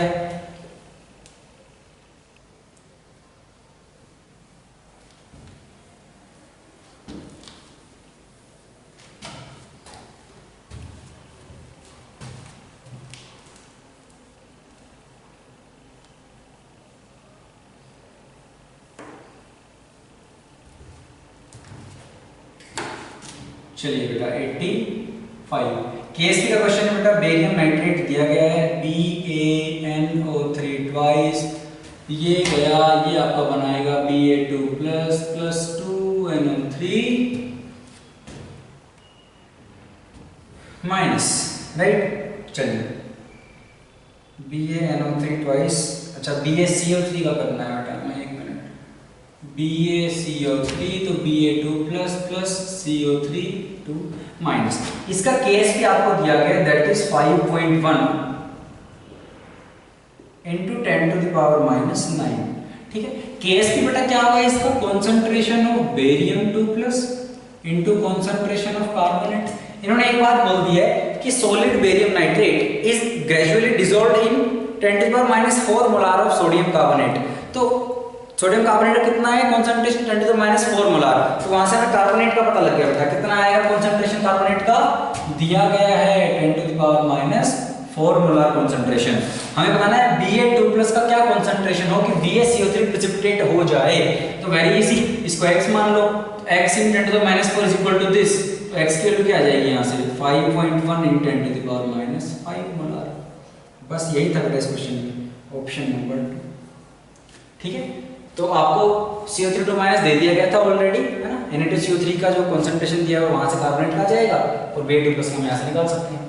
ऑप्शन आगे चलते हैं, क्वेश्चन नंबर 86 में क्या बोला गया, देखिए, change in volume of the system does not alter the number of moles in which of the following equilibrium, कि भाई वॉल्यूम को हम चेंज करें तो इक्विलिब्रियम में नंबर ऑफ मोल्स प्रोडक्ट या रिएक्टेंट साइड के चेंज नहीं होने चाहिए, which means equilibrium should be unaffected by change in volume. ऐसा कब होगा, जब उसका केस भी क्या हो जाएगा बेटा, मान मेरे पास A plus B is in equilibrium with C है, इसका कोफिशिएंट A है, इसका B है, इसका स्मॉल c है। मैं चाहता हूं कि वॉल्यूम चेंज करने पे इस इक्विलिब्रियम कंडीशन पे कोई असर ना पड़े। इसका एक काम कर लेते हैं, K पे क्यों लिख लेते हैं बेटा, Kc क्या हो जाएगा, मान लो इसके जो नंबर मोल हैं वो हैं x y z, ठीक है, और अपना क्या है V लीटर वॉल्यूम है। तो मैंने कहा कि इसका कंसंट्रेशन क्या है इक्विलिब्रियम में, मान लेते हैं ये z मोल्स हो गए, y v वॉल्यूम हो गया बेटा, इसकी पावर c हो जाएगा, y क्या हो जाएगा, x है इसका number of moles by volume, ये हो गया concentration power raise to the stoichiometry, ठीक है, बाय y बाय v, और ये कितना हो जाएगा b। यहां से अगर मैं निकालूं, मैं चाहता हूं वॉल्यूम से अनअफेक्टेड आए, तो वॉल्यूम की टर्म में क्या आ रहा है ये समझना, ये v की पावर a या v की पावर b है ना, ऊपर जाएगा तो ये बन जाएगा v की पावर a प्लस b, और ये v की पावर c माइनस v की पावर c, वॉल्यूम के साथ ये रिलेशन आ रहा है। तो अगर ये इससे इंडिपेंडेंट होना है तो ये क्वांटिटी 1 हो जाए, ठीक है, मतलब ये अगर 1 हो गई क्वांटिटी, तो मतलब ऊपर नीचे अगर कट जाए ये फैक्टर, वही वाली बात हम कर रहे हैं। 1 हो गई तो क्या होना पड़ेगा उसके लिए, v की पावर 0 होनी पड़ेगी, मतलब a plus B equal to C होना पड़ेगा। a plus B equal to C का मतलब क्या है कि ये प्लस ये इज इक्वल टू ये, मतलब रिएक्टेंट साइड में जो गैसियस नंबर ऑफ आपके जो स्टोइचियोमेट्री है गैसेस वाली, वो इक्वल हो जाएगी इसके बेटा प्रोडक्ट साइड के, मतलब जो डेल्टा एनजी है वो 0 आना चाहिए, है ना, ये मतलब हो गया। अब देखना पहली रिएक्शन क्या है, N2 gaseous plus O2 gaseous is in equilibrium with 2NO gaseous, इधर कोफिशिएंट 1 इधर 1 इधर 2, 1 प्लस 1 2, 2 माइनस 2 0, ये इंडिपेंडेंट है, ऑप्शन नंबर 1 सही आंसर है। बस यही करना था कि भाई हम चाहते हैं कि वॉल्यूम से अफेक्टेड रहे, डेल्टा एनजी 0 कर दो, इस तरह की बात है। चलिए आगे चलते हैं बेटा, क्वेश्चन नंबर 87 है ना, बाकी ऑप्शन आप चेक करोगे तो उसमें कुछ ना कुछ आ रहा होगा, +1 -1 -2 व्हाटएवर, 0 नहीं आएगा, ठीक है बेटा। आगे चलिए 87 क्या बोला गया है, द नंबर ऑफ इलेक्ट्रॉन्स, कोई क्वेश्चन छोड़ तो नहीं दिया हमने, ठीक है। चलिए number of electrons in nickel atom having m is equal to 0, कौन से एटम की बात कर रहे हैं, निकल की, m क्या होना चाहिए 0। एक बात देखना m का क्या है बेटा 1s2, निकल का होता है 28, 1s2 2s2 1s2 2s2 2p 3s2 3p 6 4s2 3d8, 3d8 हम बना लेते हैं क्योंकि इसमें क्या पूरा नहीं भरा है बेटा, ये इस तरह से 5 खाने हैं, ठीक है, 1 2 3 4 5 6 7। एक बात देखना, हम बोलते हैं n principal quantum number, l azimuthal जो जिसकी वैल्यू होती है 0 to n -1, और m की जो वैल्यू होती है मेरे मैग्नेटिक क्वांटम नंबर वो होता है -l to +l। अब अगर मान लीजिए मेरे पास ये 1 2 कुछ भी हो, मान लीजिए l अगर मेरे पास s है तो s की वैल्यू क्या होती है बेटा, s की वैल्यू 0 होती है, तो उसके करस्पॉन्डिंग में मेरा m एग्जिस्ट करेगा 0 वाला, है ना। s की वैल्यू अगर मैं बात करूं, मतलब नॉट s, हमने कहा कि अगर s है तो 0 हो जाएगा, अगर ये p है बेटा तो क्या हो जाएगा आपका 1 हो जाएगा। उस केस में भी आपके पास तीन वैल्यू रहेंगी, -1 0 +1। तो 0 जो मैग्नेटिक क्वांटम नंबर है वो तो हर एक ऑर्बिटल के करस्पॉन्डिंग आएगा, अगर s में भी एक ही ऑर्बिटल है तो उसमें भी उसकी वैल्यू क्या बेटा 0 है मैग्नेटिक वैल्यू, ठीक है। तो 0 तो सब में है, एक एक 0, राइट। अगर dv है तो मैंने कहा d की जो l है बेटा वो कितनी जाएगी 2, और l2 आ गया तो m हो जाएगा -0 +1 +2, तो 0 सब में है। अब आप ये गारंटी नहीं दे सकते हैं कि यार 0 जो है बीच वाला होगा, 0 कोई सा भी हो सकता है, राइट। तो हमने क्या कहा कि अगर s है तो यहाँ भी 0 वाला एक है, ठीक है, बेसिकली वो 0 वाला ही होगा यहाँ पे क्या आपका एक ही ऑर्बिटल है बेटा, l की वैल्यू 0 है तो m की वैल्यू क्या हो जाएगी 0, तो 2 यहाँ पे हो गए, 2 यहाँ पे हो गए, 2 यहाँ पे हो गए, 2 यहाँ पे हो गए, s वाले तो ये हो गए टोटल, क्योंकि s की वैल्यू 0 ही पॉसिबल है 8। यहाँ पे पूरा भरा हुआ है तो -1 0 +1 तीन वैल्यू आएगी, तीनों में 2 इलेक्ट्रॉन है, तो यहाँ से 2 इलेक्ट्रॉन आ गए प्लस, फिर यहाँ से 2 इलेक्ट्रॉन आ गए प्लस। अब d में देखना, अगर 0 वाला इन तीन में से कोई एक हुआ, क्योंकि यहाँ पे 2 इलेक्ट्रॉन है तो 2 आएगा, अगर इनमें से कोई एक हुआ तो 1 आएगा, तो मतलब यहाँ पे बेटा 2 भी हो सकता है 1 भी हो सकता है। 8 2 10 12 के बाद एक जुड़ सकता है या 2 जुड़ सकते हैं, मतलब 13 भी हो सकता है या फिर 14 भी हो सकता है, ठीक है। तो 13 और 14 ऑप्शन नंबर 4,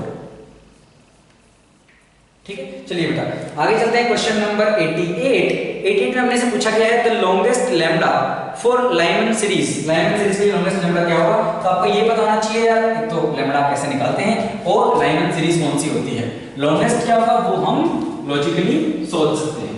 चलिए तो सोचना, Lyman, बामर, Paschen, bracket, Hunt, Humphry, इस तरह से अपनी सीरीज चलती है। तो लाइमन अपनी n = 1 से है ना, n = 1 पे जो होंगी वो मतलब 1 से 2, 1 से 3, 1 से 4, 1 जरूर होना चाहिए ना।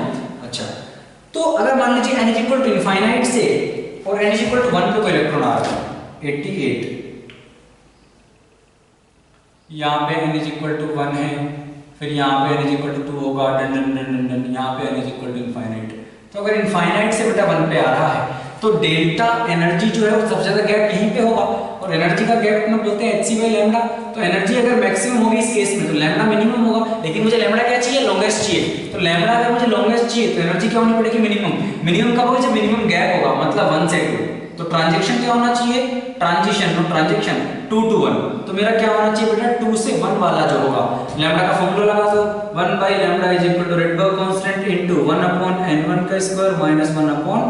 1/n2²। यहाँ पे स्मॉल वाला लेना है, तो 1/λ = RH के लिए इन्होंने दे रखी है 10967 8 × 1/1² - 1/2²। ये कितना हो गया बेटा, लैम्डा आपका आ जाएगा, यहाँ से कितना आ जाएगा निकाल सकते हो आप, 4/109। सही किया ना, मतलब ये 3/4 आएगा, तो यस 9678 इंटू कितना हो जाएगा बेटा 3। ये सोल्व करना पड़ेगा, हमें करना पड़ेगा, कोई ऑप्शन नहीं है अपने पास। इसको अगर हम सोल्व करेंगे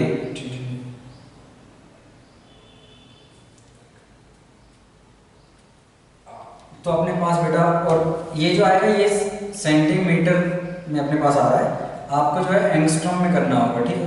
तो यहाँ पे आपके पास जो आंसर आ जाएगा वो आ जाएगा बेटा 1215, ठीक है। वो आप इसको काटो पीटोगे तो ही समझ में आ जाएगा, ठीक है। वो यूनिट की फिक्र ना भी करो तो, क्योंकि एक ही आंसर है जो इससे स्टार्ट हो रहा है ना, 1 2 से। तो क्या हो जाएगा बेटा, आपका सही आंसर यहाँ पे ऑप्शन नंबर 1 है ना। कैलकुलेशन इतनी अच्छी नहीं लग रही है मुझे, तो आप कर लेना इसको। चलो आगे चलते हैं बेटा, क्वेश्चन नंबर 89 की बात अगर आप करोगे, 89 आपसे पूछा गया है if 40 mole of N2 react with H2, ठीक है। N2 है, H2 है, रिएक्शन हो रही है, NH3 बन रहा है। तो इन्होंने क्या बोला है समझना, इसका 40 ml लिया, इसका 60 ml लिया, इसका बना 10 है, इसका ये लिया तो कितना बना, इसका 10 ml बना है। तो हमें बतानी है परसेंट यील्ड। समझना कि परसेंट यील्ड हमें बतानी है। हम बोल रहे हैं 40 60। बात समझना, सारे के सारी गैसेस हैं, सारी की सारी अगर गैसेस फॉर्म में हैं तो वॉल्यूम को आप क्या बेटा नंबर ऑफ मोल्स की तरह ट्रीट कर सकते हो, क्योंकि यार 22.4 लीटर में 1 मोल है, तो अगर आप 22.4 से डिवाइड भी करोगे है ना, तो भी आपके पास जो नंबर ऑफ मोल्स आएंगे वो सेम रेशियो में आने वाले हैं। तो कोई फर्क नहीं पड़ता, इनको आप मोल्स की तरह ट्रीट कर सकते हो। एक बात समझना, इसको अगर आप बैलेंस करोगे तो N2 + 3H2 2H3 बनेगा।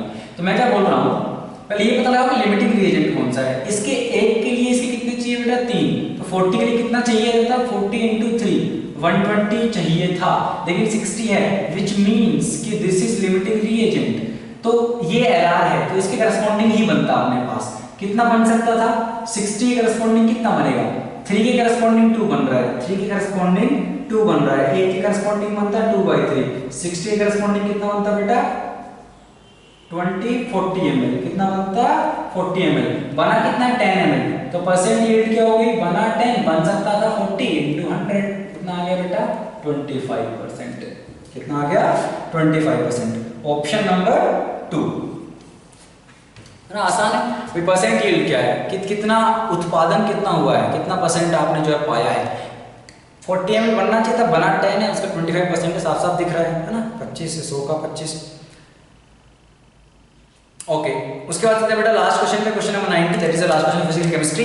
इसमें क्या है, कुछ कंपाउंड दिए गए हैं और कितनी क्वांटिटी है उनकी वो दी गई है। हमें ये बताना है कि सबसे कम क्वांटिटी ऑक्सीजन की किस कंपाउंड में है।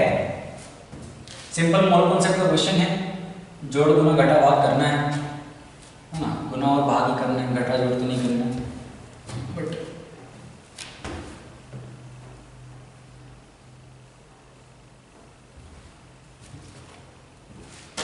चलिए बेटा क्वेश्चन नंबर 90 में क्या दिया हुआ है, इधर कंपाउंड है, इधर उनकी क्वांटिटी है, हमें क्या बतानी है, O2 की क्वांटिटी कितनी है। चलो पहला कंपाउंड क्या है, CO2, दूसरा क्या है NO2, तीसरा क्या है H2O2, फोर्थ क्या है SO2। इधर कितना है 4.4, इधर कितना है 2.3, इधर कितना है 6.8, इधर कितना है 3.2। चलो बेटा तो हमें बतानी है यार कितनी क्वांटिटी, O2 की क्वांटिटी सबसे कम किन किन में है। तो यहाँ पे देखिए इसका मॉलिक्यूलर मास अपने को पता है 44, इसका कितना हो जाएगा भाई, ऑक्सीजन का होगा कितना 16, 32 प्लस कितना हो जाएगा बेटा 46 हो जाएगा यहाँ पे, ठीक है। और यहाँ पे H2O2 है तो ये 32 2 34 हो जाएगा, क्योंकि 68 है तो 34 ही आएगा ना, वो कैलकुलेशन अच्छी करने के लिए 44 टाइप आ रहा है ना, उस तरीके से सोच सकते हो। यहाँ पे 32 64 आएगा यहाँ पे। चलो तो हमने कहा कि भाई इतना है तो इसके मोल्स कितने हो गए, पहले इसके मोल्स निकाल लेते हैं, किसके CO2 के NO2 के इनके। तो 4.4 बाई 44 करोगे कितना आ गया बेटा, पॉइंट मोल है ना, 1/10 लिख लेते हैं, 1/10 मोल। इसके कितने जाएंगे 2.3 बाई 46 करोगे 23 से 2 बार जाएगा 1/20 मोल आ गए। 68 बाई 34 करोगे 0 34 2 जा 1 बाई मतलब 2/10 आ गया। 32 बाई 64 करोगे 0 32 1/20 आ गया, ठीक है। सब में दो दो ऑक्सीजन है, सब में दो दो दो दो ही हैं, इसके आगे आपको निकालने की जरूरत नहीं है। क्यों, क्योंकि इस 1/10 में आप कितना करोगे, मोल आ गया आपके पास, ऑक्सीजन का कितना मास है यहाँ पे 32 है सब में, तो सब में सेम ही होगा, डजंट मैटर। तो यहाँ पे जिसके नंबर ऑफ मोल्स का है वही आंसर हो जाएगा। 1/10 20 2/10 तो सबसे बड़ा हो गया, तो ये दोनों 1/20 आ रहे हैं, तो विच मींस कि 2 और 4 दोनों सही हैं, इन दोनों में मिनिमम क्वांटिटी है। और 2 और 4 ऑप्शन दे रखा है अपने को ऑप्शन नंबर 1 में, तो ऑप्शन नंबर फिर उन्होंने पेयर बना रखे, तो 2 एंड 4 को जहां पेयर कर रखा है that is option number 1 and that would be your correct answer for this particular question. और यहाँ बेटा अपना डिस्कशन जो है FST 1 का खत्म होता है, ठीक है। पेपर काफी आसान था, मुझे पता है सबको समझ में आ गया होगा, फिर भी अगर आपको कुछ डाउट्स रह गए हों तो इस क्वेश्चन में अगर आपका 180 का एग्जाम होता है तो I think 150 to 160 that should be a good score, ठीक है। चलिए तो बेटा विदा लेते हैं आपसे और मेहनत करते रहिए, मिलते हैं आपके अगले डिस्कशन में, दैट वुड बी FST 2। तब तक के लिए bye, thank you very much for attending the session.